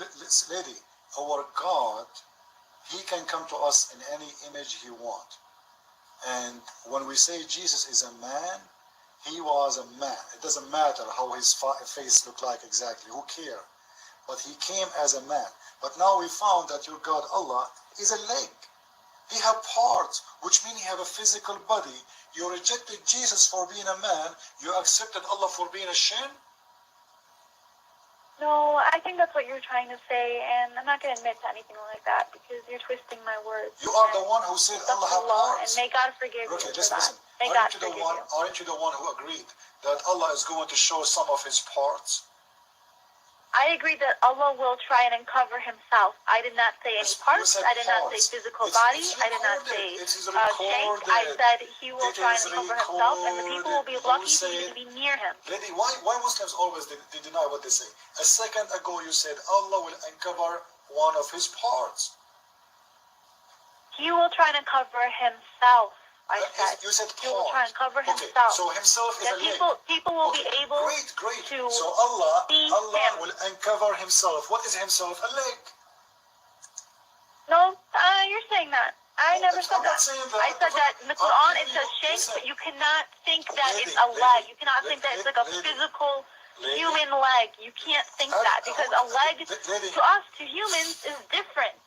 It's Lady, different. so it you might agreed be different that shape, Allah different have look. a You leg. cannot say leg. Okay, sir. leg of Allah is not like the leg of the human. No problem.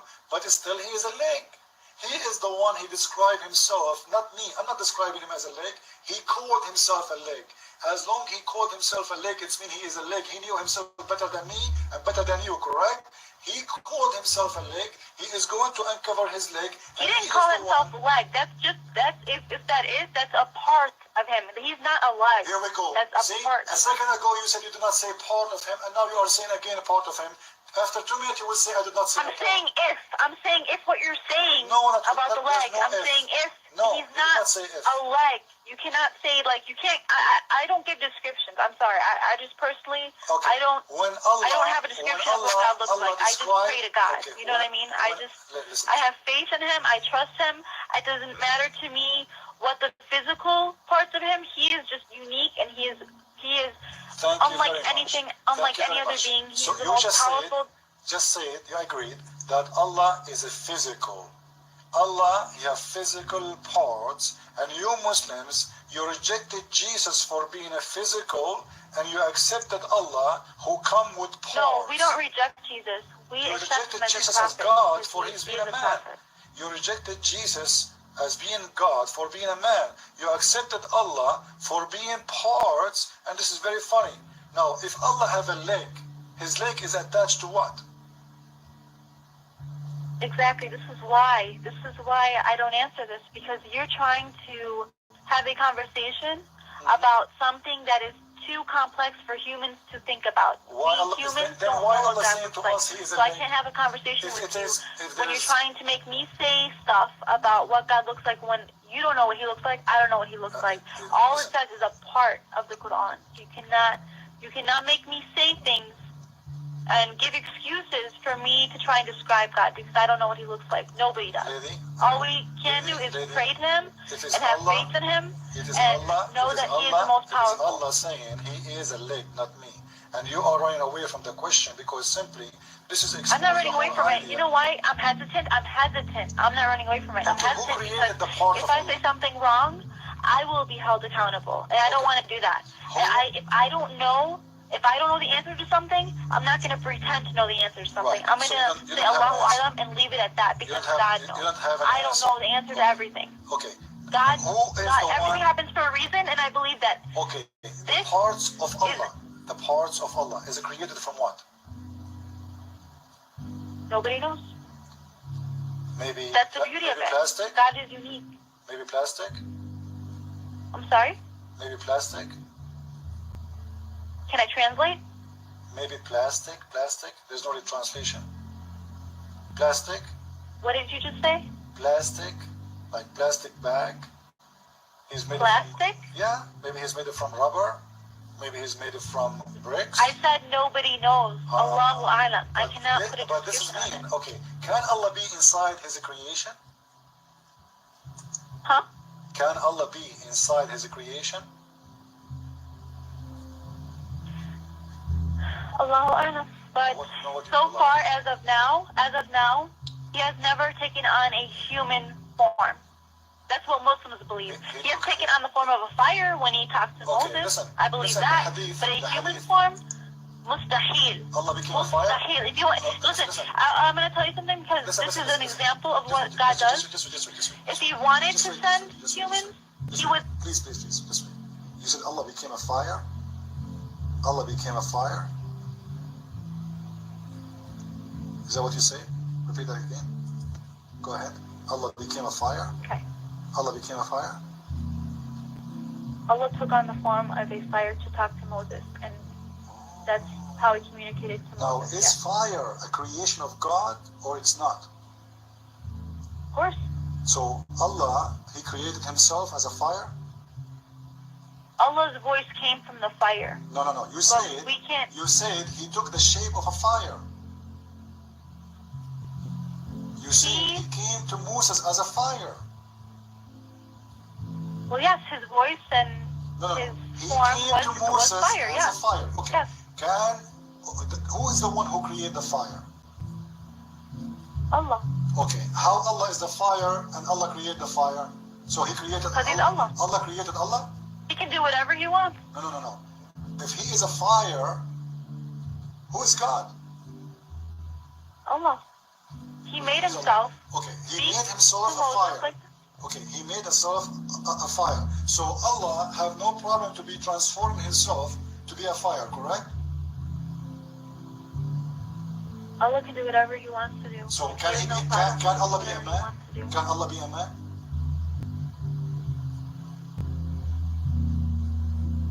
If he wants to, Yeah. he'll do it. So why he don't want to do it?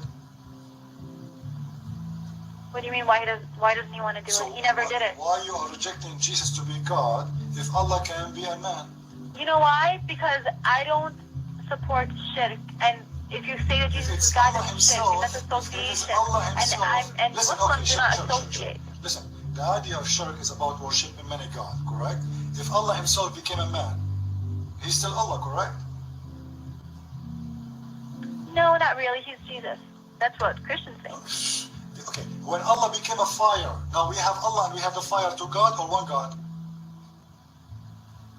Of course, there's only one God. So when Allah became Jesus, it's still God, it's still Allah, it's still one. Yeah, not really, because most Christians say that there's a Trinity. He's saying that he's the Father, the Son, and the Holy Spirit. So they're saying three things in one. We have a three when there's in only one God, they can't associate. Now you But also that's how they get confused. They say he's have the the Father. You just agree. How can he be the? How can he be the? Just wait. I'll put you on hold. Allah and the fire, you agreed they are two, but they are one. How two they became one? Explain to me. Go ahead. Go ahead. How the fire and Allah is one? They are two. Fire is fire and Allah is Allah.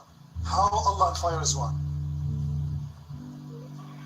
Because Allah can do whatever He wants to do. I just said that. So Allah can be whatever He wants. Exactly. And I don't. Just wait again. I'll put you on hold.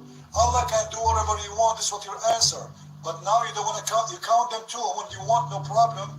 But you count them two is a problem. In the other hand, so Allah can do whatever He wants. He can be two, He can be three, He can be four, He can be five, but Allah in Christianity cannot be Jesus and Father and Holy Spirit. Why is that? Go ahead. As I was saying, God can do whatever He wants to do, and I don't reject and I don't deny that God can be God. God can be whatever He wants, but He can't be Jesus. Correct? This is hypocrisy. God can be whatever He wants, but He can't be Jesus. He can be a fire. He can be Allah and fire. They are two, but still it's one. But Allah cannot be Jesus. He was not Jesus. That's what I want to say. No problem. I'm not arguing about that. Hold on. I'm saying. Hold on 1 second. Hold on.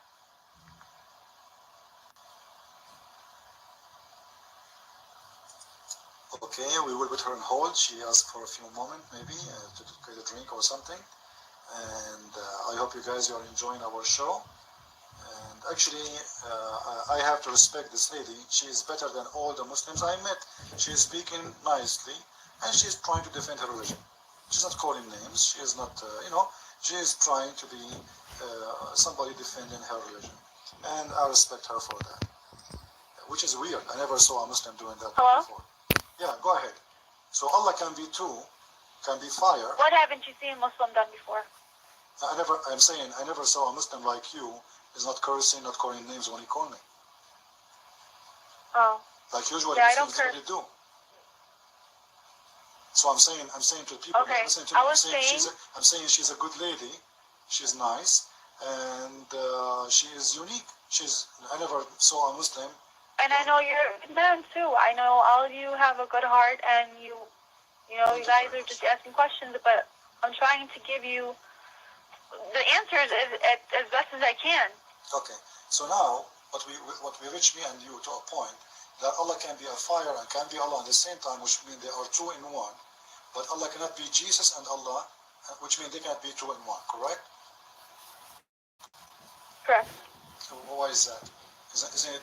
What do you think? This is a contradiction? Because we Muslims believe that Jesus never died. He was raised, and a man replaced him on the cross, and his body was raised to God. And if God has stated in the Quran multiple times, and the Quran came after Christianity, and this is why another reason why it came after Christianity, because Christians started saying that Jesus is God. They started putting that in the Bible, but the Quran says that whoever says Jesus is God you're associating something with God. You're not saying the right thing. You're not saying. They're misunderstood. That's what I'm trying to say. Now you accepted Allah became many Allah, and still you are associating. Allah became many Allah? Yeah, Allah became a fire. This is another Allah. How many Allah you have? No. He is still one. No matter what he does, he's still one. But the only time, from what I know, is that he took on a form was with Musa. He never did it after that. Correct. And but so, you know, just right, you remind me. The Quran says that Allah even spoke to Moses from the tree as a tree. Correct. Well, from what I know, he spoke from the fire. I don't know about the tree part. I don't know if it's in the Bible, Musa, maybe, but it says من الشجرة المباركة, from the blessed tree. Hold on. Allah spoke from the blessed tree.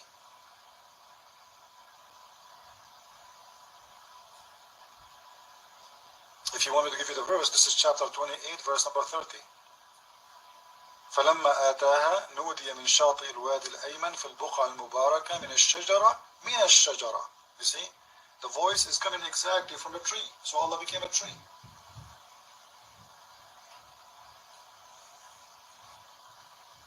What the tree said? أن يا موسى إني أنا الله رب العالمين. That's me, Allah, the God of people. The tree. Allah became a tree. So why is that? Now Allah became a fire, Allah became a tree, and Allah is a lake, and there is many Allah. You know, when Allah became a tree, what happened to the lake? What happened to the leg? Yeah. What do you mean, what happened to the leg? Well, he is a leg. He have a leg. What happened to his leg? Still there? You talking about Allah? Yeah, Allah leg. Allah have a leg. You agree that Allah have a leg. When Allah became a tree, as the verse says, what happened to the leg? It does not have to show if Allah doesn't want it to show. Whatever Allah wants to do, it will happen. This is not the question. Allah became a tree. Allah became a fire. But Allah is a leg. What happened to the leg? Still there? I never said that Allah's a leg. I said that maybe a part of him is a shape. No problem. Maybe that's one part of him, but he's not. No problem. That's not. I can't describe him like. I'm not asking. I'm sorry, but I can't describe what he looks like. I just can't. I can't give him. He's not like a human being. I can't describe what he looks like, what features he has, because it's beyond my mind. I can't think to that. No one can. So I can't say he's a leg or. I'm not asking you to describe him. Simply, I'm saying, as long as you agree that Allah have parts, what will happen to Allah parts when he became a tree? He's still there. He will hide them. If he wants to, if he wants to hide them, he will hide them. If he wants to, whatever he wants to do. What do you mean hide them? Which means he will put them in the bag or something? That's the miracle of it. He has that power.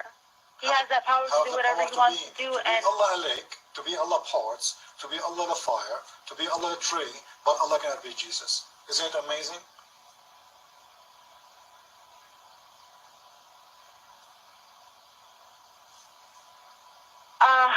Because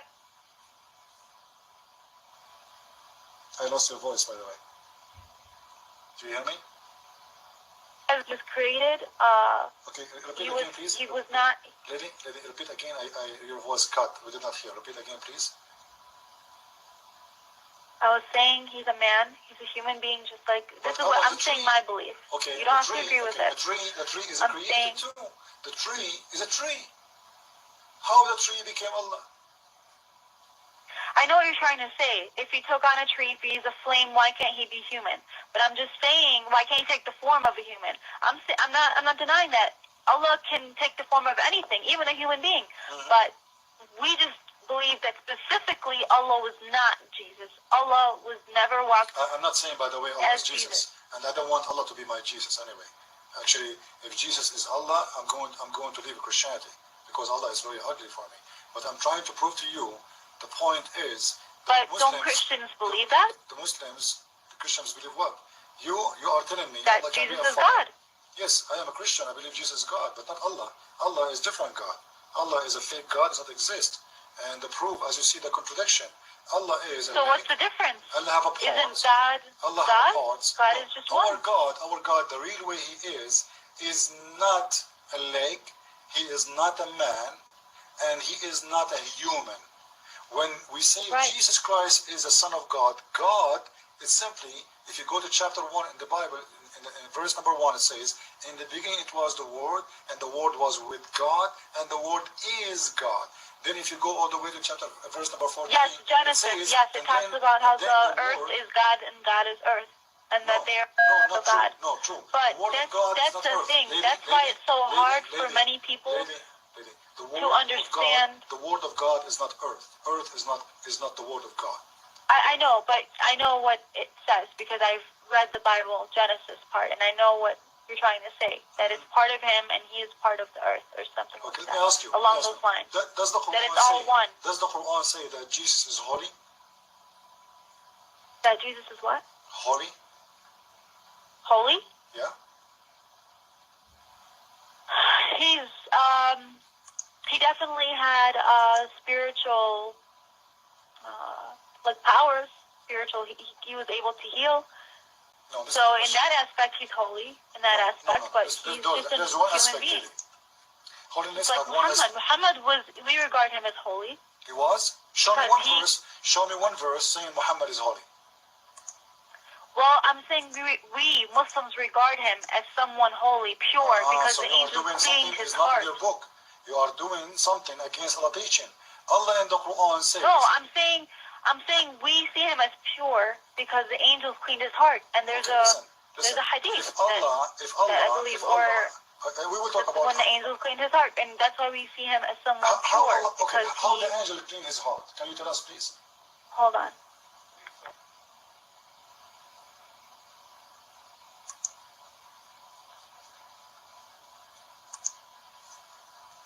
Are you there?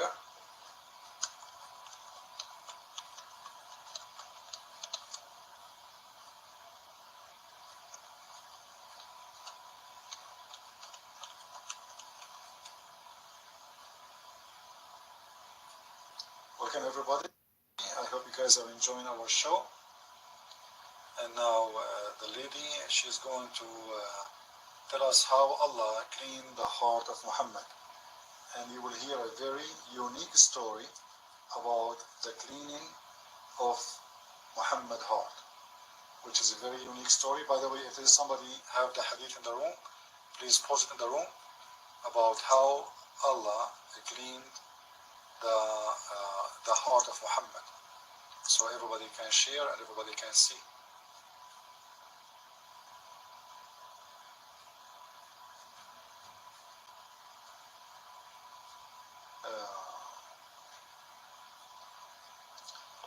Yeah, maybe the Muslims trying to disturb her, so she don't talk to us, because it's very clear that they are saying things is not going good for the benefit of Allah. Because we just found that Allah can be anything, can be a leg, he's a leg actually, can be a fire, he was a fire, and he was a tree, but he can't be Jesus. So Muslims have no problem with God being anything, but don't tell me he's Jesus. It's about just rejecting Jesus. It's about hating Jesus. Allah maybe can be a goat, because she said he can be anything he wants, but he can't be Jesus. As simple as that. Then we ask ourselves, why Allah cannot be Jesus? Oh, I have the answer. Because Jesus is too holy for Allah to be in Jesus. This is the only way I see it.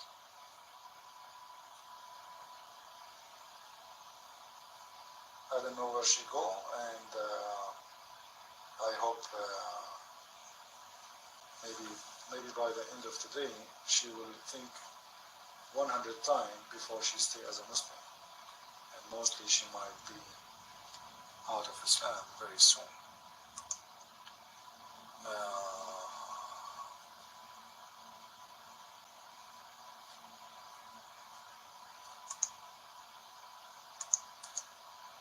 You know, we showed you today how easy it is to prove. Okay, sir? Yeah, I'm here. Go ahead. I was asking you Okay. how Allah. Yeah, hold on. I have to switch rooms because my family is trying to sleep, so I have to go in another room. I understand. Hold on. No problem. Okay, I will put some music. Don't go, please. Just until you come back, and I will get some water. Welcome everybody, and we are live on Debate TV.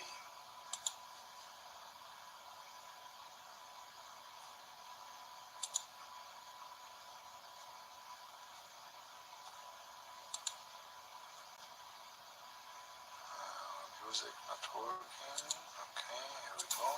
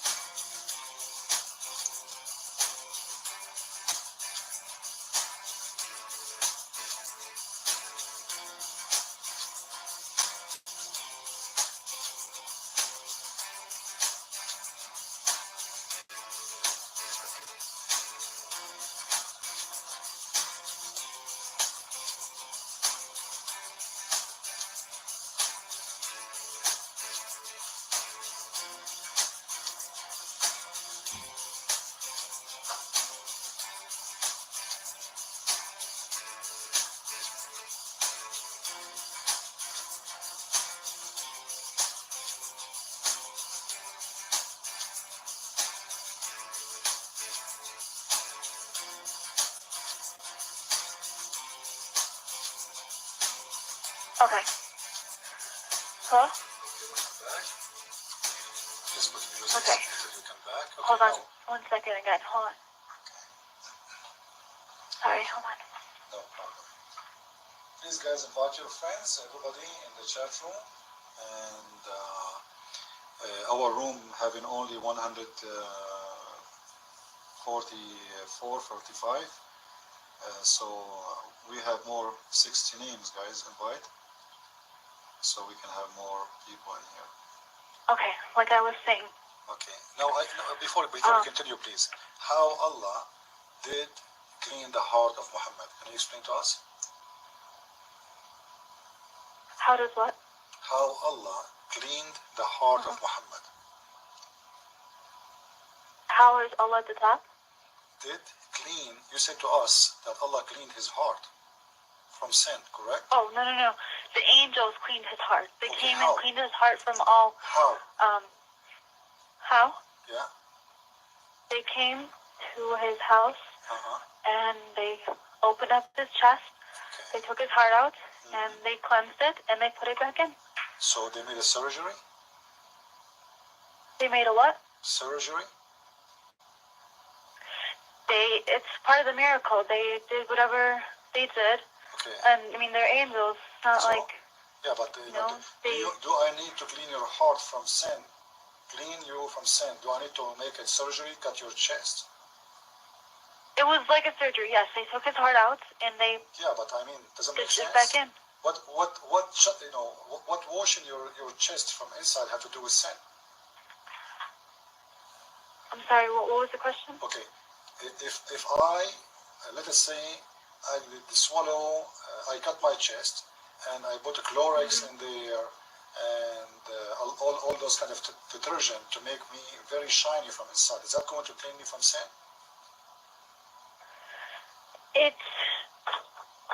That's the thing. It's not like maybe how you think it is, like surgery, like how we do it nowadays, where we have to have medicine or something to heal us. They're angels, and with their miracle, with the power of God, they purified it and they closed his chest, and it's just part of the miracle. It's just like other miracles that God has done. They purified him. If you read the hadith, it says that they cut his chest and they install a dish of wisdom. Have you ever heard about a wisdom coming in dishes? This is on Sahih al-Bukhari, the book of heart, hadith number 6162. They say, sorry, this is different hadith, sorry. Let me give you the real hadith I'm talking about. The hadith says that they open his chest and they put in it a dish of wisdom. This is hadith, the book of dry pollution, hadith number 346 in Sahih al-Bukhari.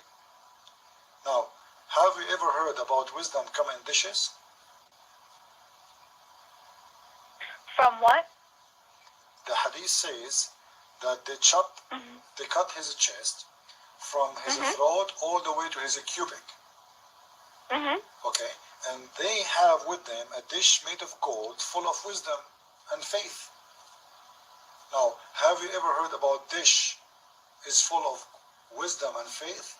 Have you ever heard about somebody bringing to you, like if I open the fridge of angels, they have dishes of faith and wisdom? I never heard about faith coming dishes. It's more of a, you're supposed to read it more of a symbol of, it's not simple. It's not literal. Saying, it's not a material. It's not something that you can put in. It's more of an emotion, a feeling of. What emotional? It says a dish of gold, full of faith and wisdom, and you are the one who said this is a real surgery. It's not a spiritual thing. It's a real surgery. Well, it's something from God, and so if God has chosen Muhammad to give him faith and wisdom and purity, then He will give it to him. And do God need to make a surgery for my chest to make me have faith? No, because we have a choice, and we. Okay, we did not choose Allah. It is Allah who chose Muhammad, and Muhammad has been forced to be a Muslim. Yes, Allah chose Muhammad. But Muhammad, he don't want to be a Muslim. Allah forced him to be a Muslim.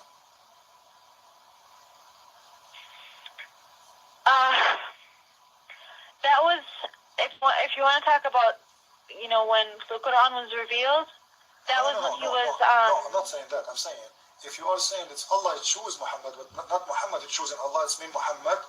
He did not become a Muslim. It is Allah who forced him to be a Muslim. But all prophets also have a choice of going on with the message or not. Just like how he can be that? Just like Yunus, he was impatient. He was, swallowed by the whale because he became impatient. The people didn't listen to him. He was swallowed by the whale, and then he became patient. The people listened to him. And Musa, of course, he had trouble, leading the Jews across, Egypt, and he had people against him. But they also have a choice to go on with the message, or if they're impatient, they also have that right to be impatient and to kind of refuse it in a way, the message. And they have a right to they are able to disobey God, just as we are able to disobey God. Okay, they are not perfect. They are not like robots. They are not forced to send a message. They're not forced. Disobey God? I'm sorry? Did Muhammad disobey God? No, astaghfirullah, no. He's a human being. What if I show you? What? I'm not saying he's God. I'm saying, did Muhammad disobey God? Is he what? Did he disobey God? Did your prophet? Oh, okay. Did he disobey God? Yeah. From what I read, there were times where he became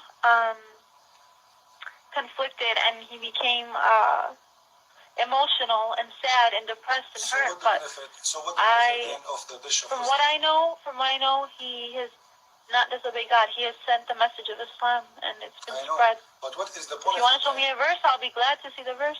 Well, lady, what's the benefit of dish of wisdom and faith if your prophet, he was not obeying God many times, as the Quran report? When did he not obey God? As an example, Allah says to him, why you are forbidding to yourself what I allowed you to do? And this is about having sex with his slaves. Allah, With his what? okay, chapter 61, 66, verse number 1. Chapter 66, verse number 1. التحريم. يا أيها النبي لما تحرم ما أحل الله لك تبتغي مرضات أزواجك والله غفور رحيم. The Prophet, he forbid himself from having sex with the slaves. Some story says he forbid himself from eating honey. He took an oath not to take honey again. Now this is against Allah, simply because Allah allowed honey to be eaten. Now the verse saying that Allah saying to him, why you are forbidding something is Allah. He's breaking the law of Allah. That's what I meant by him being human. He's not perfect. And if you read a hadith about his heart, he was not fully cleansed. There were still some black spots left in his heart. And those black spots represented. But this is after, lady. This is after he been washed. Those mistakes. After this is, if you read the hadith, they cut his chest when he was 10 years old, not when he was a man. So this is mean that he long before he became a prophet, he is already being cleaned. And now we are seeing that Muhammad, after cleaning, he's no different. He's not fully perfect. He's not. I'm not talking about being when the angels came to cleanse him, they didn't cleanse him. Okay, listen. Did the Quran say he is doing sin? Did the Quran say Muhammad is a sinner and he was doing sin? Was he a sinner? Yeah. Before the Quran came, he did. No, after the well, I don't. The whole people, it was times of Jahiliyyah, so No. I'm talking about him as a prophet. Because you have to understand that, sir, before the Quran came, Lady, he was not talking about he was he was in his 40s, so everything he did up until then did not follow the Quran. I'm not talking about before. So you can't judge him. You can't judge him his actions before the Quran came down. Lady, I'm not talking about before. I'm saying after he became a prophet. After he became a prophet, do the Quran say that Muhammad was a sinner? A sinner? Yeah. No, he was not a sinner. What the Quran say clearly, lady? He made mistakes. No. He made mistakes. No. It says what the word dhunub mean? I'm sorry. What the word dhunub in Arabic mean? Translate in English. Zanub? Dhunub. Dhanb. Janub? It's almost like a fault, kind of. Dhanb is a fault now, not a sin. Not a fault, but it's more of like we cannot always resist temptation because we're humans. So Janub is like sin or not? Sometimes Don't tell me some. You can't always help yourself from I can show you the translation, even the translation saying your sin. Why you are playing with it? Them means sin. Correct? Can you say it again? Them mean sin. Sin? Sin, yes.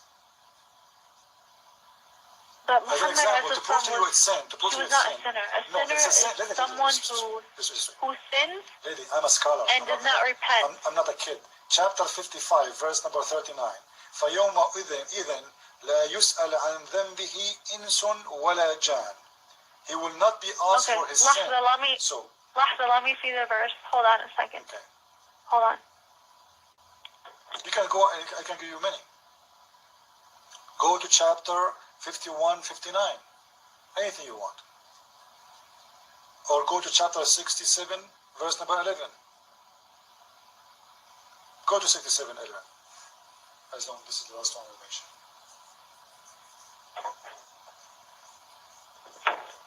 What verse did you say it is? 67, 11. 65? 67. 67. Yeah, verse number 11.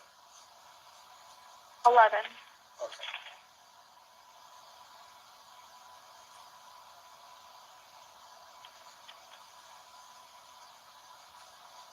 فاعترفوا? Is that where Right. they will then confess their sins? So you see the word them Okay. became sin. So them means sin, correct? Okay. Then show me the verse what you were talking about. Now we go to when they are talking about Muhammad, you will see your God Allah saying, ليغفر لك الله ما تقدم من ذنبك وما تأخر. Chapter 48, verse number 2. Chapter 48, verse number 2.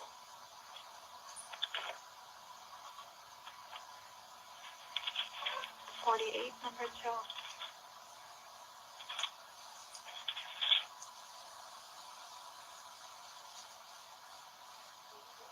Okay. Okay. Read it. That Allah may forgive thee thy faults of the past and those to follow, fulfill his favor, and guide thee on the straight way. He's talking about people. No, this is Talking about about Muhammad, Lily. Where do you think he's talking about Muhammad? He's talking about read us. the explanation. He's talking to who? لغفر لك. Laka, to you. There's one person. He's talking to who? Leka is Yeah. can also be plural. You, No, Lily. No. as in all of us. No, Leka. Lily. No, Yes, Lily. it can. No. Yes, it can. Lady, يغفر لك lady, Allah is like to lady, forgive lady. you. It says the English translation that Allah may forgive thee, as in all of you, plural, as in you. No, Lily. No, Lily. Open the explanation. When I say you, Okay, when I lady, say you, it can be lady, single lady, or it can be please. plural. Okay, let us When I not say waste. you guys or Okay, you, let us not to waste your time and my time. Open the explanation. What explanation you want?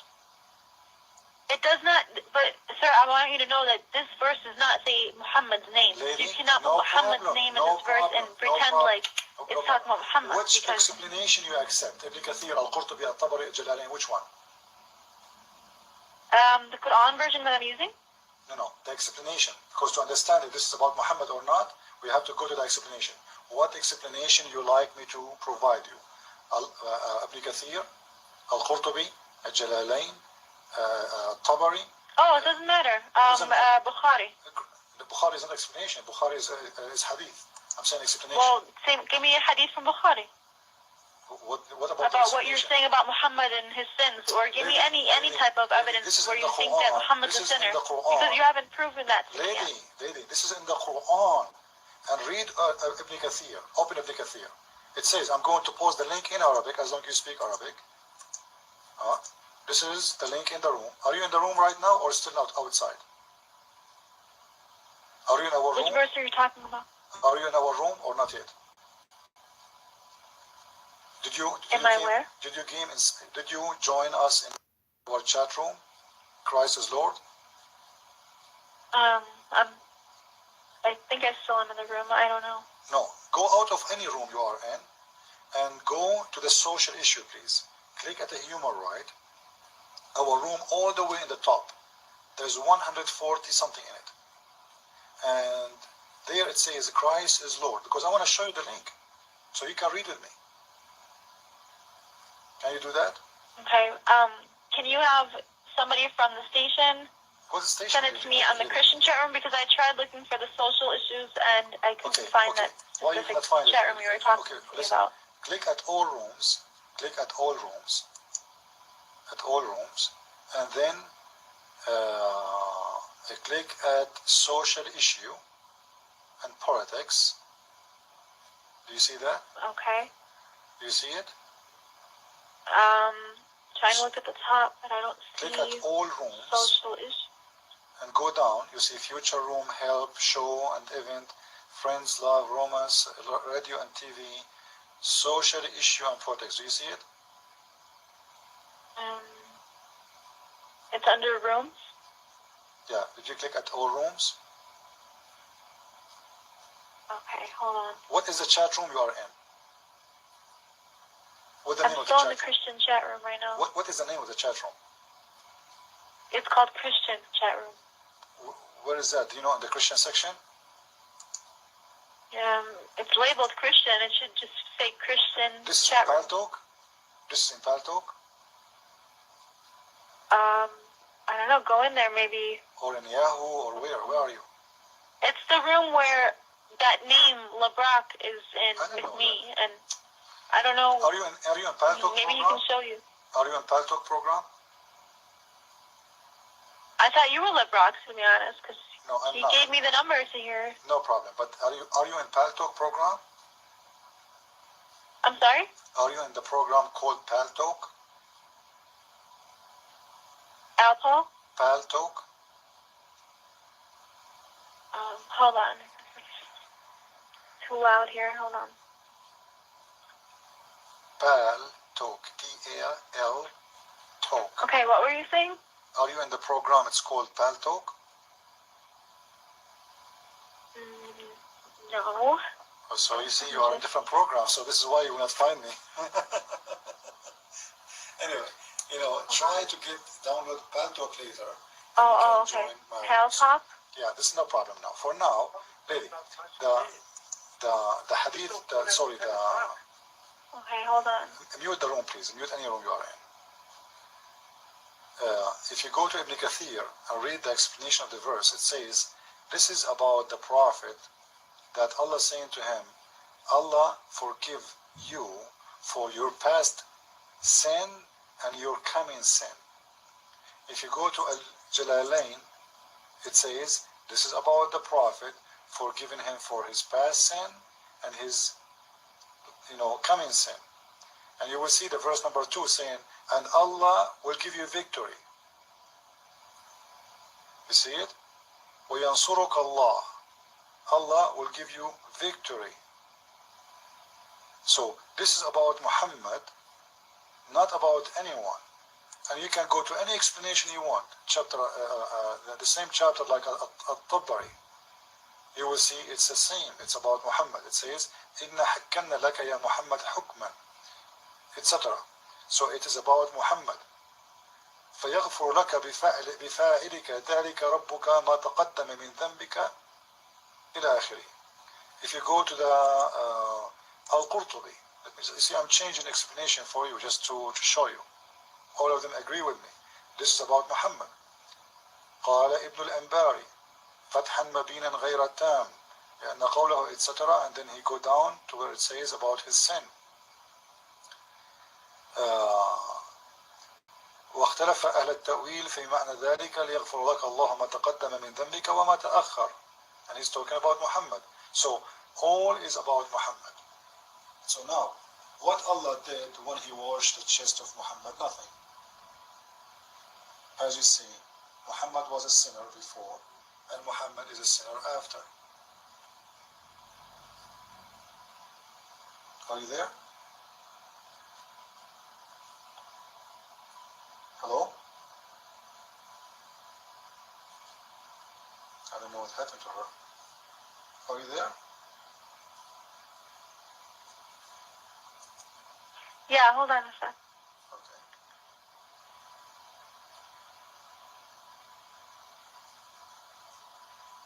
Welcome everybody. I hope you guys are enjoying our live show. We have a live debate every night. We start at 8 p.m. Eastern time. And we have an open line always for people to call and to share. And we welcome all nice people who they are looking for the truth, like this lady. I'm really surprised. This is the first time I speak to a Muslim, as I said. When he talked to me, he didn't curse me, he didn't threaten me, and he didn't say all kind of bad stuff. I think this lady, she is trying to search for the truth, and she is trying to do better. And I hope the Lord will show her the guidance. Okay. And she will see the truth. Okay, lady. So as you see, all the verses, all the explanation agreeing that this is about Muhammad. Ibn Kathir, Al-Qurtubi, Al-Tabari, Al-Jalalain, whatever you want. So if all of them they agree about Muhammad, I think they are right, correct? Which verses are you referring to? The same verse, chapter 48, verse number 2.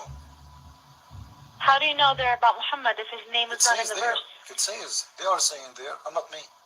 Al-Qurtubi saying that, Ibn Kathir saying that, Al-Tabari saying that, Al-Jalalain saying that. Are you saying all of them they are lying? But you're referring to a specific person, and Allah did not refer to a specific person in that verse, so you cannot put a name in there I'm not putting. that does not exist in the verse, sir. I'm not the one who's putting. Because they're God's words. You can't I am make not them your the one. words. I'm not the one who put in the name.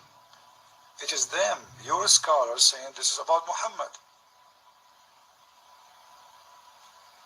Which part are you referring to? Can you explain which part of the verse? Because each scholar is different. There's different interpretations. And okay, read for me verse number 1. Chapter 48, verse number 1. This verse is for to who? Chapter 48? Verse number 1. The first verse. Allah is talking to who? Okay.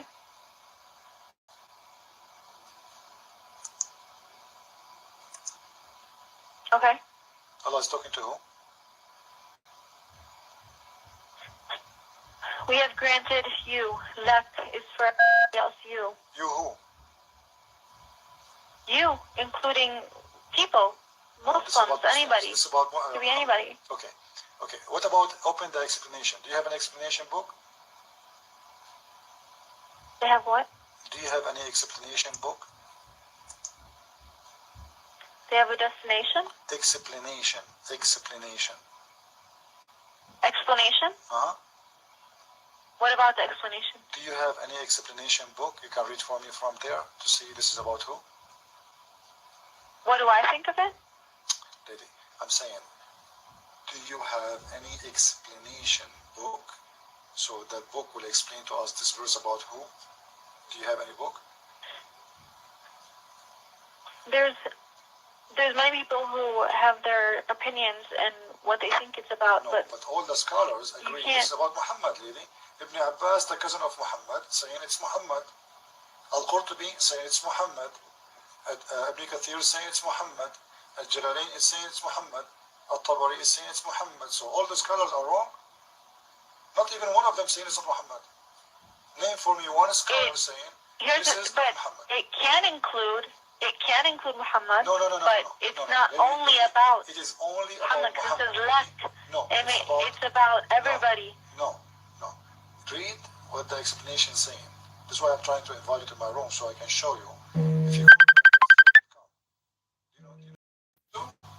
Allah has given you a license for sin, saying to you, I will forgive you. If you repent, if you ask for forgiveness, he doesn't say that automatically. Like if you sin, I'm going to forgive you. It doesn't say there. He what's between right and wrong. We know what's wrong, and we know. But we as Muslims, sir, we know that we're not going to get to heaven by just doing sins and not having nothing forgiveness. as wrong and as right, because the proof, your prophet, Allah installed wisdom in his chest. Not every Muslim he have wisdom in his chest. Only your prophet, Allah made a surgery for him to put wisdom. The rest of them, they don't have surgery, correct? Right, he was chosen because he's a prophet. Chosen for So what? that's why he had his heart purified. Chosen to have the wisdom, correct? Chosen to be purified, yes. Purified. So why the Quran? Let me show you a different verse. Because you are trying to convince. It says lak, and you can't put a name in replace of lak. Your Arabic is very weak, I can't tell. Laka is for individual, one. Lakum is for many. You can't say laka. But laka, but it doesn't say Muhammad. You can't, at the same time, you still can't put that name in there. You still can't make that judgment, because who are we to say? God didn't say, okay, you say the Quran this way. You follow the Quran, but you don't look at that one verse and you say, okay, this is exactly what it means, and you pretend like that's exactly what it means. Okay. Because if the name is not in there, you can't pretend like he's talking about Muhammad. You just can't. Okay, I'm not the one. You have to take it as it is. You have to take it. Look at the message. Look at what it's trying to tell you. Look at what God's trying to tell you. That God will forgive you. You know, and God will help you if you help yourself. That's the message of this verse. That He will guide you on the straight way. That's the message. That you have to look at the whole picture, not just, oh, this is about Muhammad, and that's it. And He will forgive his sins in the future and the past. So if there's no name, you can't be that sure. You're not 100% sure, sir. And neither am I. That's why I'm telling you, I'm not sure. Because if there's no name, Muhammad, you can't. And His name, if Allah wants to put His name, He will put it. Lady, Because okay. Muhammad's name is in the Quran. What's So why didn't he what's put your it in? name? Why didn't he put it instead of left? What's your name again? What's your name? I'm sorry. What's your name again? Could I say it again? What is your name? Why does it matter what my name No, is? so I can call you. I don't know what to call you really. You know, give me any name you want. Janine. Janine, no problem. Tomorrow, call me to my show, and the first thing you tell me that you did search and you find the answer for this verse. Do you promise me? Did I call the show? Tomorrow, call me after 8 Eastern time, and the first thing you will do, you will tell me that I did search for this verse to see it's talking about what, and you will see, if you do your search today and tomorrow, that this verse is about Muhammad. Do we have a deal? Okay, I agree, but Okay. I want to know what your point is. Okay. Whether it's about Muhammad or not, what's your Okay. point? What are you Chapter trying 40, to chapter prove? 40, verse number 55. It's about who? It's about what? Chapter 40, verse number 55. Surah 40? 40, verse number 55.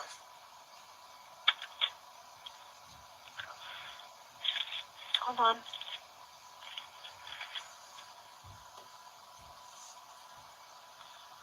Okay. It's about who?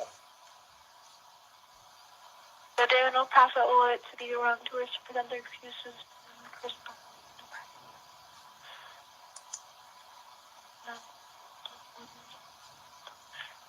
talking about the day of judgment and About who? It says, you know, ask God for forgiveness for your sin. Who? He's talking to who?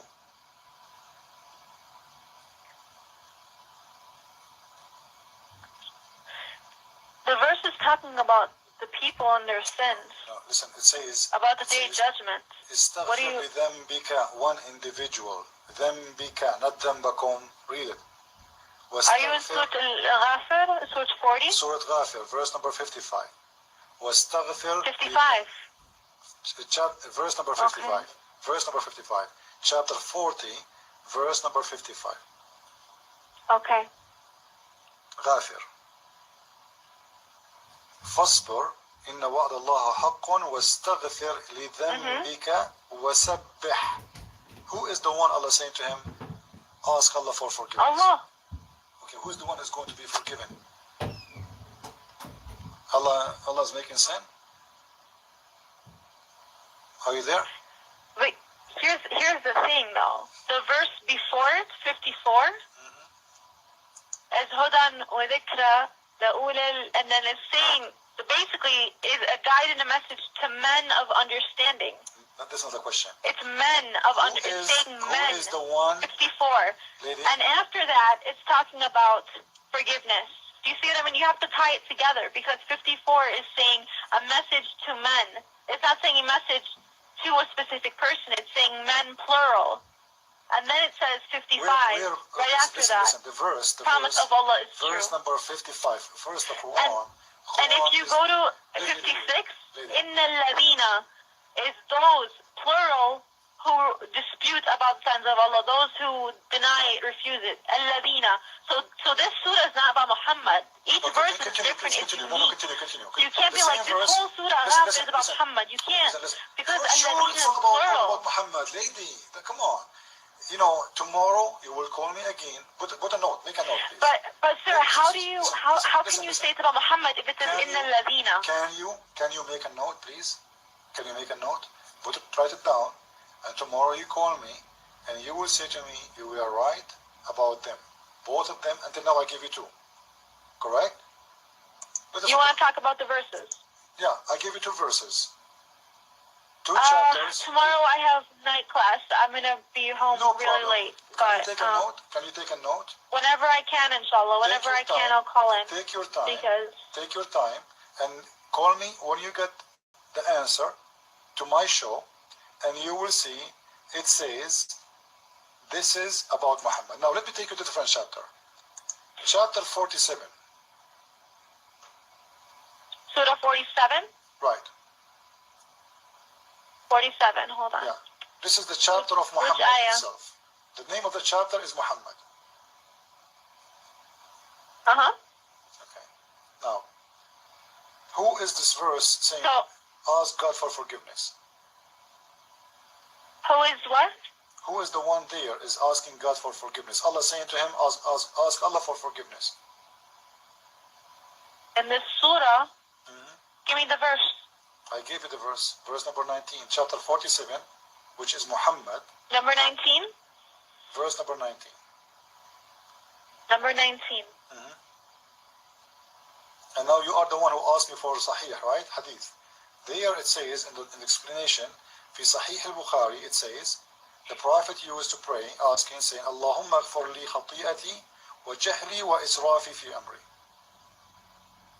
Allah, forgive me for my sin and ignorance and spreading money, or israfi, I don't know how to translate it. Like if somebody is spending too much money or wasting a lot of money, Okay. we call it israf. I see the verse, Mm-hmm. and I see that it says, "Astaghfir," and then it says forgiveness for thy fault. Okay, I could see how you think it's about Muhammad, but there's a note, there's a little footnote on the bottom of the text of the Quran. It says, what is the name to of the chapter? that ayah, it says, there's a note to ayah 19. It says, the men, right here, the time and manner of conducting ourselves at home, and we are all judged. It says we are all judged for our moral and. This is not by who? This is not by who, lady? But it says we must seek Allah's help and guidance. This is the note of who? It's the same ayah. It's number 19. No problem. Note made by who? You said there is a note made by who? They what? You said there is a note in that verse. Note made by who? Note made by there's who? There's like a footnote. There's numbers by the ayah. Who made it? What do you mean who made it? Scholars. Scholars? So those who have studied this religion. Okay, and like I said, what is the name of the scholar? not even the most intelligent what scholar is the cannot name of the be scholar? perfect in the Lady, meaning. what Because these are God's words, so you Lady, can't even compare Lady, the highest scholar with God's words. what Like I said, nobody knows exactly 100%. What but is the name from what, of the scholar? Can you give me his name? What is the name? The name of the scholar who made that note. Okay, hold on 1 sec. I will give you it.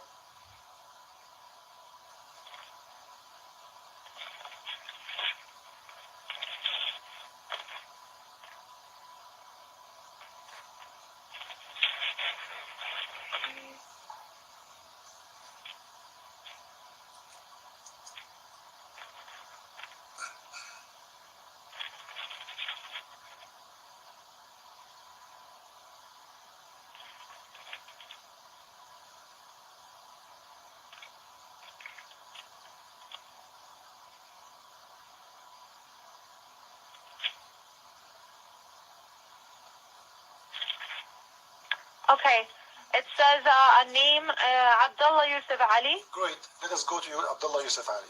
And as long as he was the one who translated and commented on the Quran. The one.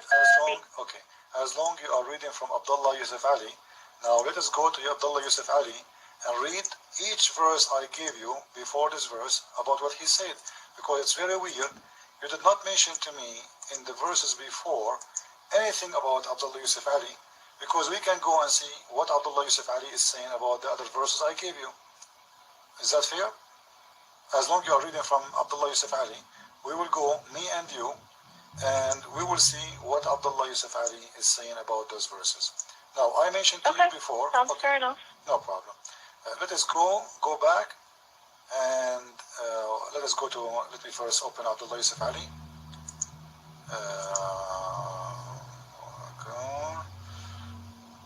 47, and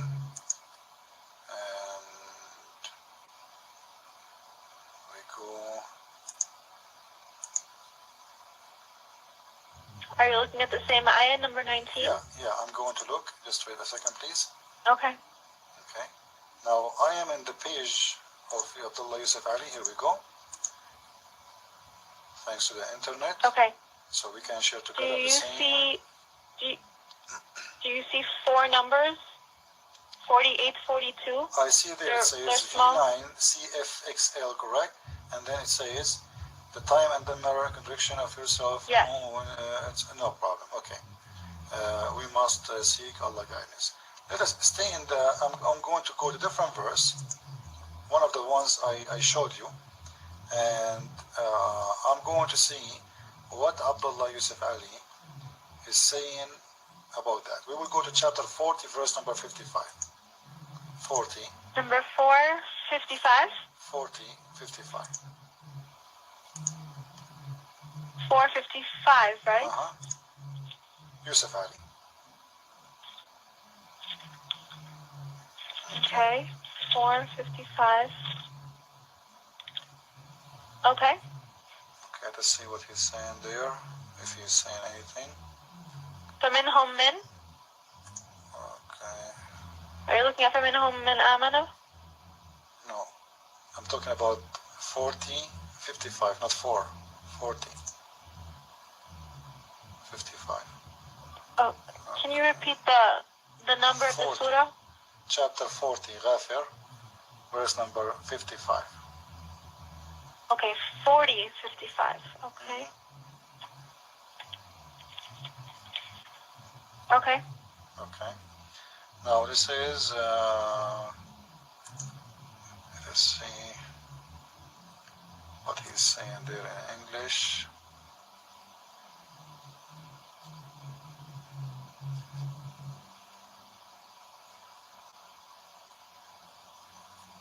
فَاصْبِرْ.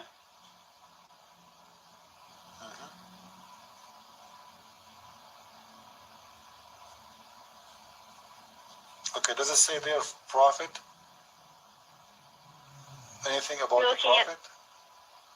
Chapter 44, verse number 50. Chapter 44. Verse number 50. Okay, hold on. Number 50, okay. Sorry, just, I was talking about chapter 40, verse number 55, sorry. And then I will go, I'm just trying to connect things together, for you, and then I will connect them, and you will see what Yusuf Ali himself is saying. Because simply, if you see what Yusuf Ali is saying, Yusuf Ali, by the way, is just translating the verse, is not making an explanation for the verse. And whatever. Wait, are you looking at 44? Surah 44? I'm looking at 40, chapter 40, verse number 55 and 56.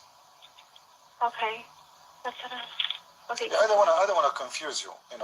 I wish you have an explanation book, because the explanation book is the best to show you really what this is